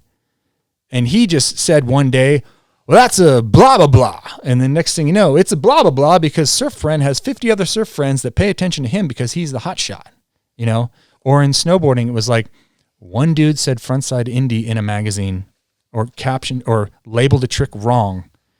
Domino effect. Because people didn't give a shit. And a lot of people didn't come from a skateboard background back in the day. So, I mean, it's like if you say something enough times, even if it's a lie, people will begin to regard it as truth. I mean, we've gotten in some fucking weird places with that recently. But, like, it's true in this, too. It's like frontside Indy doesn't exist. It's a frontside grab. It's an Indy air on your backside wall. It's, which toe did you leave, which edge did you leave on when you went off a straight jump? That, to me, would determine what we're looking at here. Or what angle are you drifting? Like that kind of a thing. I don't know. It's just, in surfing in particular, like the 540 versus the 360, I look at a wave as a moving quarter pipe because I came from snowboarding and skateboarding. The surfers look at it as a straight jump. But it's changing because the tricks are changing. And just because someone does you can't call something a 360 on a surfboard, but then in the next page or the next Instagram post, call it a McTwist. Because it's the same rotation, but a guy dropped his shoulder. According to you, that's just a 360. But now you're calling it a McTwist, which is a 540 by nature. Get in the weeds in this thing and just really beat this. I mean, we talk about another horse. There's another horse trailing the horse that we beat before. Yes, there's a line of dead horses. How do surfers feel about it when they're challenged? The ones that are pushing the air game, they get it. Like the ones that are in the air game, they understand it. I have another big bone with. It's not a shove it if you're grabbing it. It's a varial. It's like, you're going from backside grab, pulling it across they call it varial. To mute or to weddle or whatever we're calling it these days. Pop shove it. Like you can pop shove it to grab. Like you can do pop shove it and slap a grab on there late. But these guys are actually rotating the board. That's a varial. No, that would be like. If your hand rotating it? If your hand's rotating it, that's a varial. Yeah. But if you do like a pop shove and it slaps to your feet and then you slap it on there, it's pop shove it, whatever grab it is.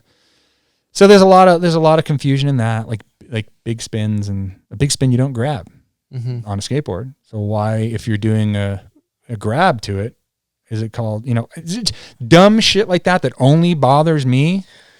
No, I think it's important because it's kind of preserving the sacred. It's kind of sacred. It's like if somebody woke up one day and you go do a method and they're like, that's called a bunt fart grab. Right? And you're like, no, it's a method. It's a fucking method. Like it's, and Pierre likened it. I thought that this is kind of an eloquent way to phrase it. He likened it like musical notes. Like, these are the musical notes that we based our foundation on. Mm-hmm. We based our foundation on a kickflip being called a kickflip, and such, so on and so forth. So when somebody comes along that was unfamiliar with the foundational musical notes and just is like, this is a 360 when it's a 540 or whatever it is, or in, frontside Indy or whatever you can get into the weeds. I mean, it lives in skateboarding too. Switch nollie. Yeah. You know what I mean? That doesn't exist. It's not a thing. Yep. So it's like, you think of that in terms like skaters are policing themselves as well. But there was like, this is a really great example. And my buddy Mike Burnett from Thrasher told me this story once, that when he was growing up in Texas, there was these backwards ass kids who had a mini ramp about a town over. And he went there to skate one day, and the kids were calling axle stalls action stalls. And it makes sense because you're stopping the action of skateboarding to be up on there, but they just didn't, they heard it from somebody else. Heard it wrong. And really that's kind of how a lot of things have rolled in snowboarding. This is word of mouth. Like back in the day when we were living and riding in Vail, Tindy, Tailfish, Newt, all that shit is from lift rides with J2, myself, and whoever else was around talking shit on the lift. Yeah. It's like the first time I ever heard Tailfish was back in the day in New England. There was this guy who skated in Rhode Island. His nickname, I don't even know what the fuck his nickname was. His name was Metal Man, and he was this vert dog. And he looked like he skated in slow motion, kind of the way Josh Dirksen or some of these snowboarders snowboard. They look like they're really slowed down. And he would do these giant, like big late grabbing, like tail grabs, but they were like grabbed kind of like on his foot. So it was kind of like stalefish, but not like, it was weird. So my buddy Pete came back from seeing the guy skate. He's like, yeah, the guy's doing this trick. He was like, he's grabbing stale, but tail is tailfish. And that just kind of like went on. And then we, that kind of found its way into snowboarding, or like, the Tina, Tina Bassett. She did methods like that. It was just, now it's like a thing. It's just like things evolve from different places, and depending on how you perceive that and have it go forward, it's like, writing down the game of game of telephone. You tell a story, you tell 5 people, you're going to get a different story by the end. That's kind of how it goes. But the fucking story started basically in and around this area, give or take 10 years. So let's preserve it. Let's fucking keep it going along the right railroad tracks here. I think it's important. Okay, we're going to jump back in. We just took a quick little pee break. But Todd wanted to re-up with a little smelling salts. I can't get enough of these. Yeah. We need to kind of wake back up. Hello. Back. Rejoining our broadcast. Oh, fuck. All right. Where is it? It's right on there. the table. There Just use your nose. Wow. Woo. It's cool. We're back. That's a good, Gets me hyped. 2 hour in, kind of like, we got to hit a salt. Dude, I feel like I just sanded one nostril from the inside. Oh, yeah. That was a good one. I got a deep one. whiff. Your eyes are watering. Such a weird smell. Gets me hyped. Yeah, I'm pretty hyped on that smell. So we're People say that about cocaine. I've heard that. Yeah. That they enjoy the smell of it? Enjoy the smell of cocaine. I don't like this stuff. And I just love the there's been smell. way too much talk about that on this. There has. Do a little cocaine pivot. I'm not there. Ever. So we're going to pivot into a Patreon question. And this is from Tyler Corles. Thanks, Tyler. I'm going to give a little air horn. Who is the Han Solo of snowboarding? Han Solo of snowboarding? We're going to have to talk about maybe like a bad guy. He's maybe a bad guy. He's a, reluctant hero. Gets all the chicks. Who is the Han Solo of snowboarding? I'm going to go serious answer on this just because he's kind of a prick. He's, kind of has a bad attitude. Somehow has pulled it off all these years. Runs his program a little bit loose. Seems like he's got it together on the outside. Brian Fox. Okay, wow. There you go. I was not expecting that. Yeah, that's a good answer. Kind of like you think about him, he's kind of like a little sarcastic, like a hot chick. Yeah. Like, wearing a vest like Han Solo, too. And or maybe no shirt at all. I don't know. Shirt. Yeah. Okay, who's the Princess Leia of snowboarding? Princess Leia of snowboarding. Barrett Christie. Oh, wow. Great answer.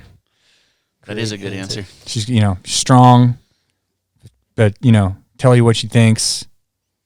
can run an operation. Okay, who's the Yoda of snowboarding? Yoda of snowboarding. Who is the Yoda of snowboarding? I think everyone has a personal Yoda of snowboarding. Kind of like a little wise sage. Jeez. My Yoda of snowboarding is probably, I don't know. Austin Sweeten.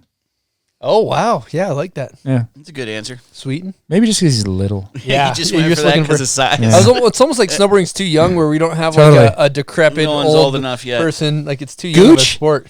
Gooch, maybe? Oh, Gooch is a good answer. Gooch? Yeah. Yeah. He's always. I think He's a sage. good He's answer. pretty. He's got some. All right, who's the? This is the last one. Who's the Chewbacca? The Chewbacca of snowboarding? Fuck. Do you know any hairy ass people? Tall, I'm just thinking of hairy a ass huge individuals? hairy human that like grunts. Harry Hagen. Harry Hagen. Yeah. Harry's not that tall, but I like that. He's He's hairy. not that hairy, but yeah, Oh, wait. he's- Is that who I'm a thinking beard of? or anything. I'll give Harry an air horn. I'll take Harry as Chewbacca. Harry Yeah, he's got a works. big beard. I don't That's know. a good one. I could almost see like Bodie because Bodie's huge. Is he hairy though? He's huge. He's not hairy. I feel like no. the main point is You're a going hairy ass okay, individual. Big, huge, hairy. Yeah. You got to be huge and hairy. Hava. Can you imagine being a Chewbacca ass motherfucker with Hava's bowel problems? Just covered in shit always. It's like The matted, hair. just matted shit all over your backside. I remember Hava got back from shooting with you, and he always tells the story. He's like, you're on top of some jump. It was like, I think it's in one of the DC videos or something. And you're like, I'm going to do a back three. Sorry. Like, such a good thing to preface. Yeah, I was just, cause like it depends on who you're filming with. I think I was at this jump with Tomich, myself, I don't know, somebody else. And Tomich was at like whirling dervish phase where everything was like fucking corked 900 off of everything. And I was like, what am I going to do, dude? I've never hit this jump before. And I was, it's like 3 landings. Everyone's landed everything. And I'm not ready to go for it. So I'm going to back 3. Sorry. Makes for a good photo, though. Why It's not? pretty good, though. So, guys, I'm going to back 3. I'm going to back 3 it. Sorry. The filmers At are least just front like, three. damn it. You can use a front 3 video clip generally. Why is that? Why can you use a front 3 and not a back 3? Back 3 is just Maybe like, the way you poke it towards the lens. I don't know, dude. I don't know why that is. I don't know because it's too much. Back 3 is a little warm. Artur Longo, he's doing good things for the back 3. Yeah. Yeah, He rips. he does rip. Yeah, that's an interesting one. Well, let's get into some hot takes here. Okay, hot take it. Hot takes. So first one we always like to ask. We'll say MJ or GOAT of snowboarding, male and female. MJ of snowboarding, I will say for me, and this might even be like, who inspired MJ? That's the question that I have. I'm gonna go with Craig Kelly. He was the guy who did, a lot of people say Terrier, but Terrier wouldn't exist. I wouldn't be here unless it was for what Craig did for the sport. Style, professionalism, the whole 9 yards. What you're describing is more like the Magic Johnson or Larry Bird of snowboarding, but yeah, I like it. Yeah. I'll take it. I don't know. We're going on that. Okay. I think Craig's a good answer. Yeah, I do. I think that's a great answer. And then women, let's just say GOAT. GOAT of snowboarding? Jana Mayan.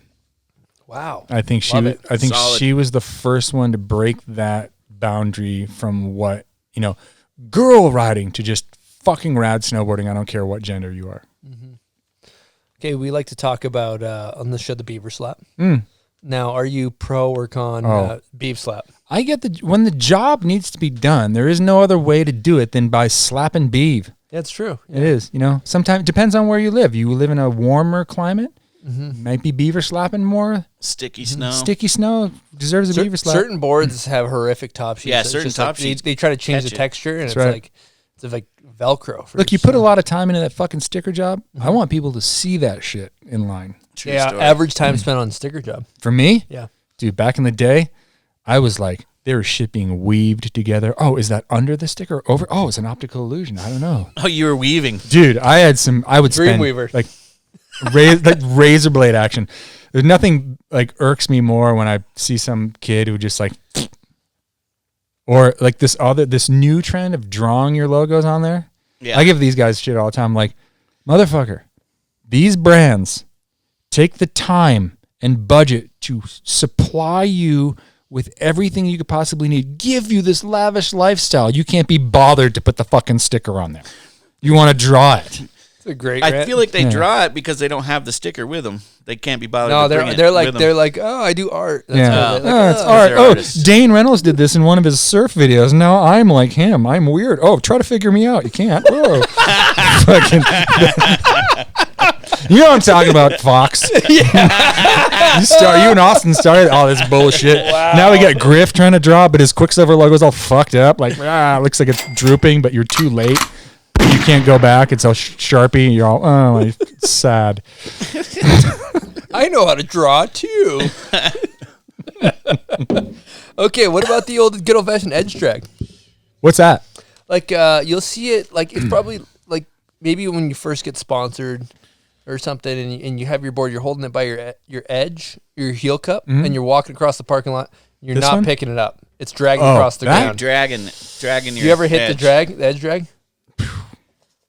Maybe when I thought I was real hot shit. Yeah. Okay. Like, oh, but that was like in a time in snowboarding where like everything just looked like it was falling off of you. You know, Bit of a flex. before tech. What about high backs in or out? I get a lot of shit for this one.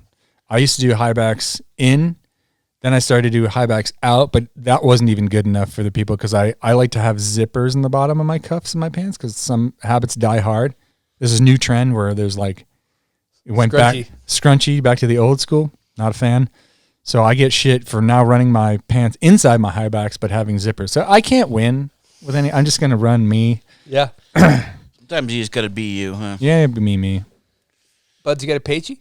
We're getting low. Do you have scrunchy pants? Mine are scrunchy. I got a topic, Buds. So Let's go. I run the scrunchies and I like it. But what is the? I've heard it's because of snowmobiling. No. I mean, that's some people. I run a huge pant. I like a gigantic pant. Samesies. So, like for me, it doesn't have anything to do with that. I think the pant, to me, the thing that matters with the pant is like how baggy it is around the knee region. Yeah. Because when it tapers, for whatever reason, there was some trend where brands would make it taper in around the knee for the past 10 years. And for the life of me, I can't figure it out. I'll tell you what, the baggy snowboard pant can hide and camouflage some of your style inconsistencies. Yeah. For sure.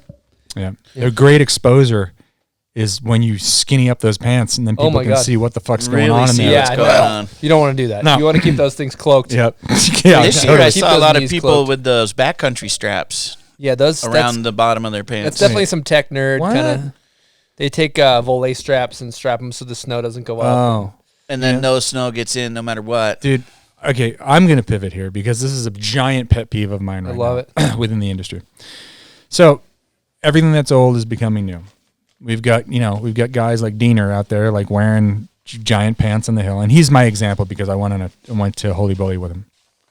And it's funny to see the big pant thing come back. And it's also funny to see people not ironically wearing old school snowboarding gear from the early 2000s or even late 90s on the hill, like running it legit while riding for other companies. And then twisting the narrative of marketing so that the companies begin to make all that old shitty fitting stuff from back in the day and bring it into their new line. It's like, I survived pants that didn't work. I survived pants that didn't freaking fit. I was so happy. Gore-Tex? Oh my God, I could never have dreamed of Gore-Tex back in the early days. Now we're going to take it back to ill-fitting fucking shit with no hood? Like, I don't know. This is wacky. It's wacky. It is wacky. I'm just going to start recycling. Like, eventually I'll be back in style, I figure, at this point. Like, you just have to wait. Yeah, I just got to wait for my cycle to come around. Yes, exactly. If I just drop some video part from 94 and see, how do you like this? Just filmed it. They're going to be like, damn, Todd is like, he's real trendy, man. He's just like jumping on these trends. What's his deal? I don't know. I like my shit to fit a little bit bigger. Mm-hmm. And also, they recognize the yellow pants in the contest. Yellow pants. Important. That's right. You wear those yellows. Going back, we've talked about contests, million other things, but you started a brand, Omatic. I did, and that was like a picture having like a portion of your savings. Now throw it into a fan. Go into business with a couple really narcissistic people who want to throw your money in the fan too. I don't know. It was fun while it lasted. I really enjoyed the part where I could craft ads and like basically where my ideas had no filter and they would just go. Yeah, that's amazing. I think that's really, really fun. We had some really fun ads, some really fun concepts of boards, and like having social commentary on what's out there on some of the boards and just being goofy. Egos came into play. Blood-sucking lawyers. People that pretended they knew what they were doing but didn't and spent a lot of money on different things. It was a learning experience. But if you want to learn if you want to earn a couple $1 million in snowboarding, you should just start with $1 million. Oh, no, wait. If you want to earn $1 million in snowboarding, start with a few $1 million in snowboarding. It's just crazy. Like running a board brand at that point in time was just, it was a risky bet. Yeah, maybe not viable. No, and we, the philosophy that we had with that brand, I mean, it made sense to us. It was at basically we wanted to not make snowboarding such a rich kid sport. And the cost of entry into snowboarding is so expensive, as we all know. Lift ticket, I mean, it's only become incrementally more since Omatic in like 2008. But we wanted to have a board that would ride, because all the boards are being made at basically one factory anyways. But there's like, if you offered a board at $250 as opposed to $400, even though it's made in the same fucking mold, oh no, that's a cheap board. Yeah. It's the same board. It's your board from last year they sold us the mold for. So we wanted to pull the curtain back a little bit and give people a cheaper option. And the way that we would do that in the initial first year was to offer it as a exclusive with, I think it was Gart Sports I think it was Gart Sports. In Colorado. Big Box in Colorado. Like, you can only get this board here, or because that's when Sims and Lamar and these companies were like their in-house brands, but no marketing, no sponsoring of snowboarders, no sponsoring of events, nothing was being given back to the industry. We wanted to use their money as a launch point, but at the same time, bring up younger riders, introduce more riders, basically do all the things that a brand would do, but just have it incubated within the box brand so that we didn't have to bear the financial responsibility up front, because it was really hard to get into it. And it kind of worked for a couple of years until the financial crash happened, where China they wanted to have, instead of 25% upfront for board to manufacturing, they wanted 75 upfront from companies that didn't have a credit rating. And that fucked us. And then weird lawyers got involved and just some really shady shit with some people. It sucks. It sucks, dude. It sucks. It has such a bad taste in me that I don't even like looking at those boards. I mean, I was sued for, it's kind of a gnarly thing, but like I was sued for a lot of money by two people that I thought were like kind of in it with me. Oh, damn. And basically had to sell my house in Breckenridge to pay off that financial debt to Omatic. I had to pay for somebody else's fuck up with my money, because they basically, one of the guys was a lawyer and he's like, look, I can do this all day long. I will bleed you dry with court bullshit. Straight up told me. He's like, you can pay this or I will bleed you dry. Fuck lawyers. Lawyers are the only ones who win. It's exactly true. Yeah. Exactly true. I've had friends that have gotten divorced that are really wealthy, and they spent like over $1 million just trying to get to a point where they can both say, fuck you. It's like, just... Yeah, they could have just started there. Yeah, dude. Like, I don't know. But just be careful who you get into business with. I guess that's don't ever go into business with friends. Or a lawyer. Yeah, that was a weird one. But like I said, I enjoyed it. So also, one non-business related, I remember you guys were Louis Vito's team manager during Dancing with the Stars. It's fucking amazing, dude. Yeah, that was probably a fun time. It was.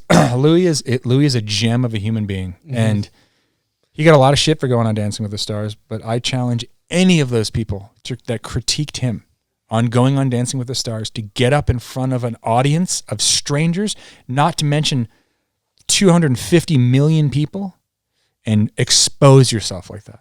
You can't. You won't. Louis got balls of steel. Mm-hmm. Yeah. Some questionable jewelry antics are going on over there. But he probably had someone putting those outfits together. He's got balls of him, steel. Sure. Dude, Tiny Dancer. He's the fucking shit. Yeah. I back that he did that. I do too. And I actually went to a taping of it, and it was incredible. I bet. Seda and I both went up there. Seda, yeah. And it was like just the funniest thing. Like, I couldn't believe it.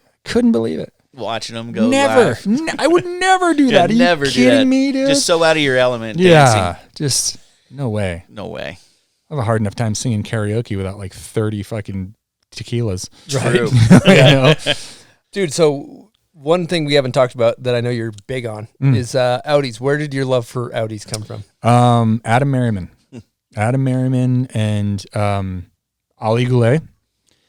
When we were living in Vail, the Audi, okay, so I was always into German cars. I had a Volkswagen GTI. Loved it. Adam had a Jetta, like a sick Jetta.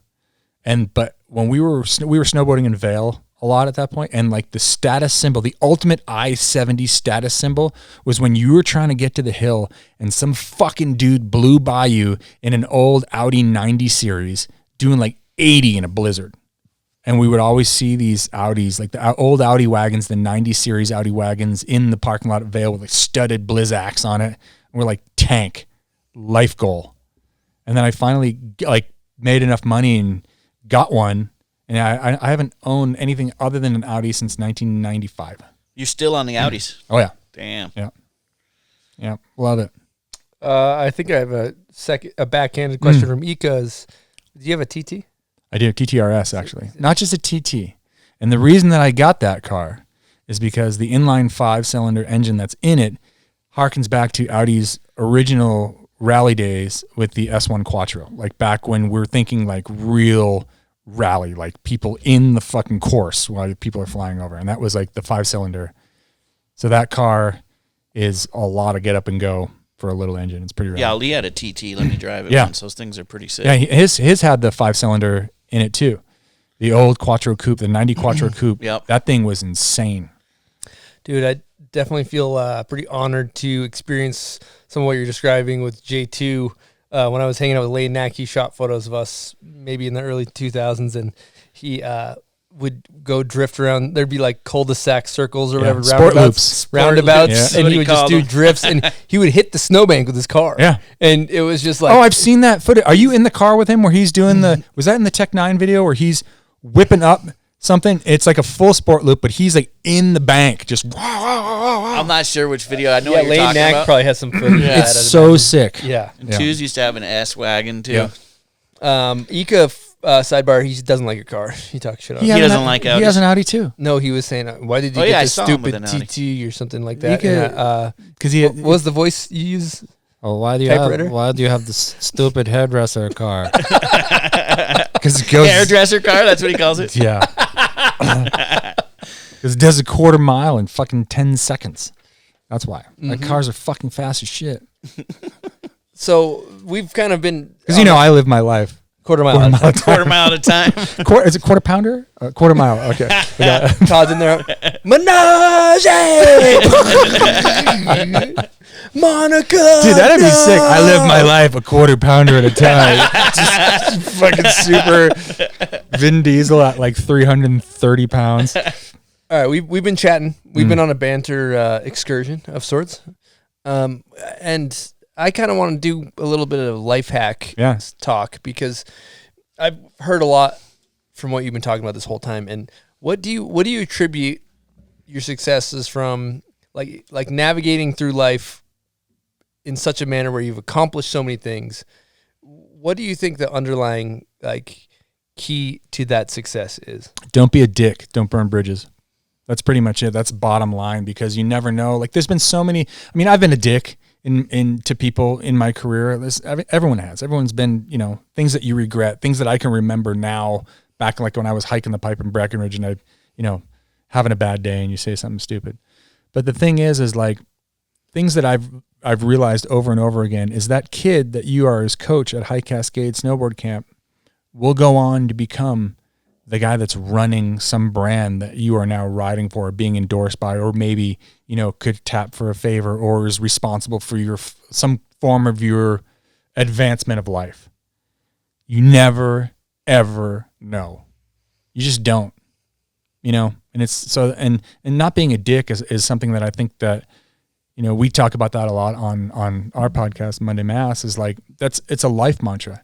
And there's just so much of being a dick in this world right now that would be easily stopped if you just weren't a dick. Mm-hmm. People can disagree. Mm-hmm. Don't be a dick about it. Mm-hmm. God, that's a banger. It's the truth. It's just so simple. Don't be a dick. Mm-hmm. Do I sound like a dick? Then you're being a dick. Like, just don't say it. Like, have your internal thing. I wish everyone had a 15-second delay where thoughts kind of rattled around. I mean, there are some people that we know that it looks like it's taking a while for the shit to get out of their mouth, but maybe they're better off because that shit rattles around in there for 15 seconds and they have that 30-second to 15-second delay before they say something. Well, Jamie Thomas, what did he say? If you meet 3 assholes in a day, you're the asshole. True. Wow. That's advice right I've there. never heard that before. That's incredible. Well, it goes back to what you're talking about. The way I tie that together and process it is that relationships are super important, right? Yeah. And so every time you're a dick, you burn a relationship. And then going back even more is like, I think about when you die and you go to a funeral or you go to a friend's funeral. Mm-hmm. They don't talk about the things that you did. They don't talk about your accomplishments, like the ones that are really cherished and they're really honored and really remembered. Mm-hmm. They're remembered for the way they nurture those relationships. Yeah, and it's like, I've heard this too, is like, you can do a million positive things and have people experience that. You do one negative thing and they will talk about that. That will follow you in life. And especially in snowboarding where we're in such a public thing and we're doing demos and we're, there used to be a lot of signings and we'd go to the signings where you're interacting with the public on the hill on a daily basis. You're a dick to one kid and next thing you know, that kid you are a dick. And I've seen it happen to a lot of people. Mm-hmm. And it sucks. It's like everyone has off days, but unfortunately part of the thing that comes with the profession that we're in is you got to put on a happy face a lot. And you're right about that young kid getting that industry job because all of them do. They're all there at that event for a reason. Yeah. And they end up being that. Oh, it's so funny. That main dude at a brand or the team manager. I mean, very rarely do they come out like Johan. Yeah. Where you're a dick and then you're a dick up top. It's like a lot of times. Just started a dick. You know what's so funny though? Johan, I called him for some advice the other day. No, he you know what he told me? He's like, he showed me something and it was like a piece of paper he had on his office. And he's like, this is a reminder. I look at it every day. It says, don't be a dick. Really? He's not really doing a good job of it. Hey, but he is doing a good job of it. It's just something that comes from like when we're growing up back east that I think a lot, and this, this may be another pivot point of our fucking the million pivot points. Pivot marathon.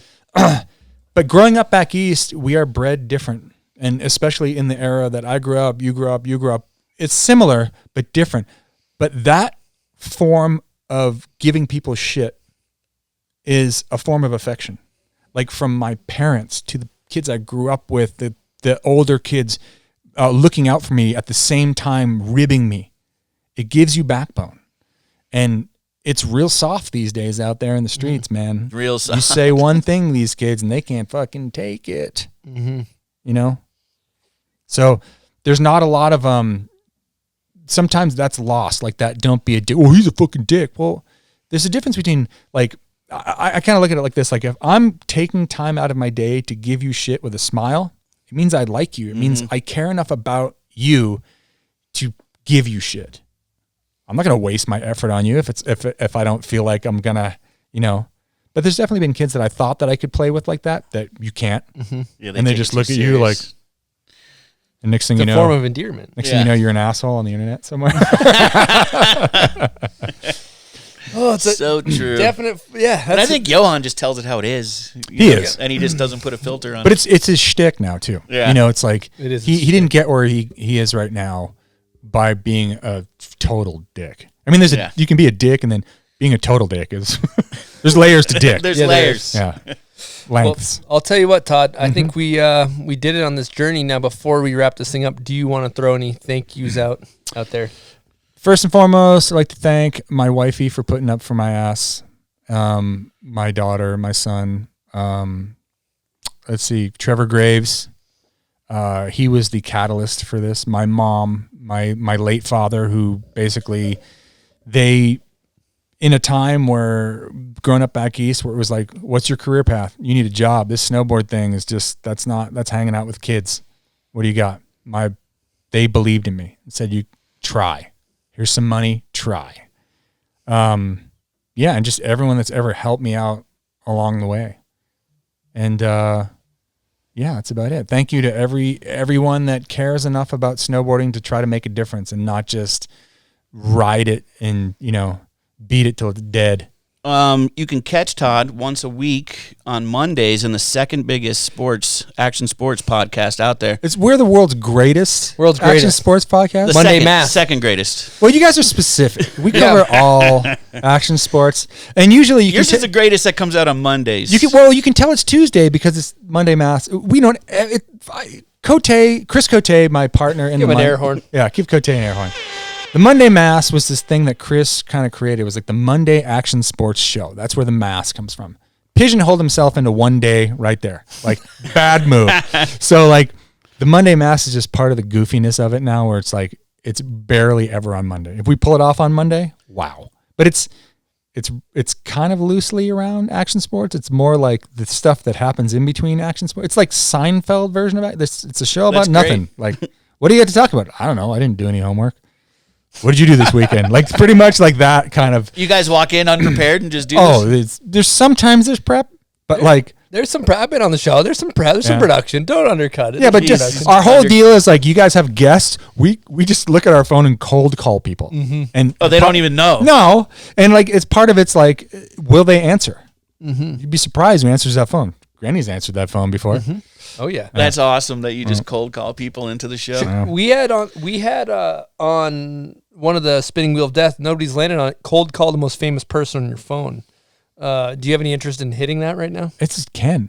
It's Ken? Ken Block's like the most famous person I know. That's true. And he already did a guest question. Yeah, he's boring as shit anyways. He's, oh no. You don't got Zach Galifianakis? Yeah, you don't. No, Galifianakis. I reached out to him. Like, I think somebody else runs his social media because I've like reached out to him a couple times because we spent like a month together in the woods, dude. Like, but yeah, he's like I could hit up Mike D in the Beastie Boys. He's a bro. Oh my God, how's that one? That's pretty dope. Good. That's pretty good. He won't answer his phone. Okay, all right. He's got his number though. I got his number. That's it. All right. Well, Todd, thank you for coming out to Utah and making this journey. And you guys are halfway to Pennsylvania by now. If you left Worcester, you're almost in PA. So just, I don't know, rewind. Well, we appreciate you guys driving around listening to this or watching it. And, or like the world's longest shit. Your legs are for sure asleep. Both asleep. You might need to go to the hospital. Yeah. It's the worst when your legs fall asleep. Dude, have you ever you get up, you do a limp around. Dude, have you ever you've walked out of the bathroom before where both your legs are asleep and you're like, oh yeah. That's bad news. That's bad news. You can thank Instagram for that. Yeah. Jesus Christ. Yeah. Wow. Yeah, you're done, but you're still on the gram. Just your balls are cooked and your legs don't work. Yeah, you're like, what is wrong with me? Anyways. All right. Well, thank you guys so much for listening each and every week. We will see you next Wednesday over and out from the bomb hole.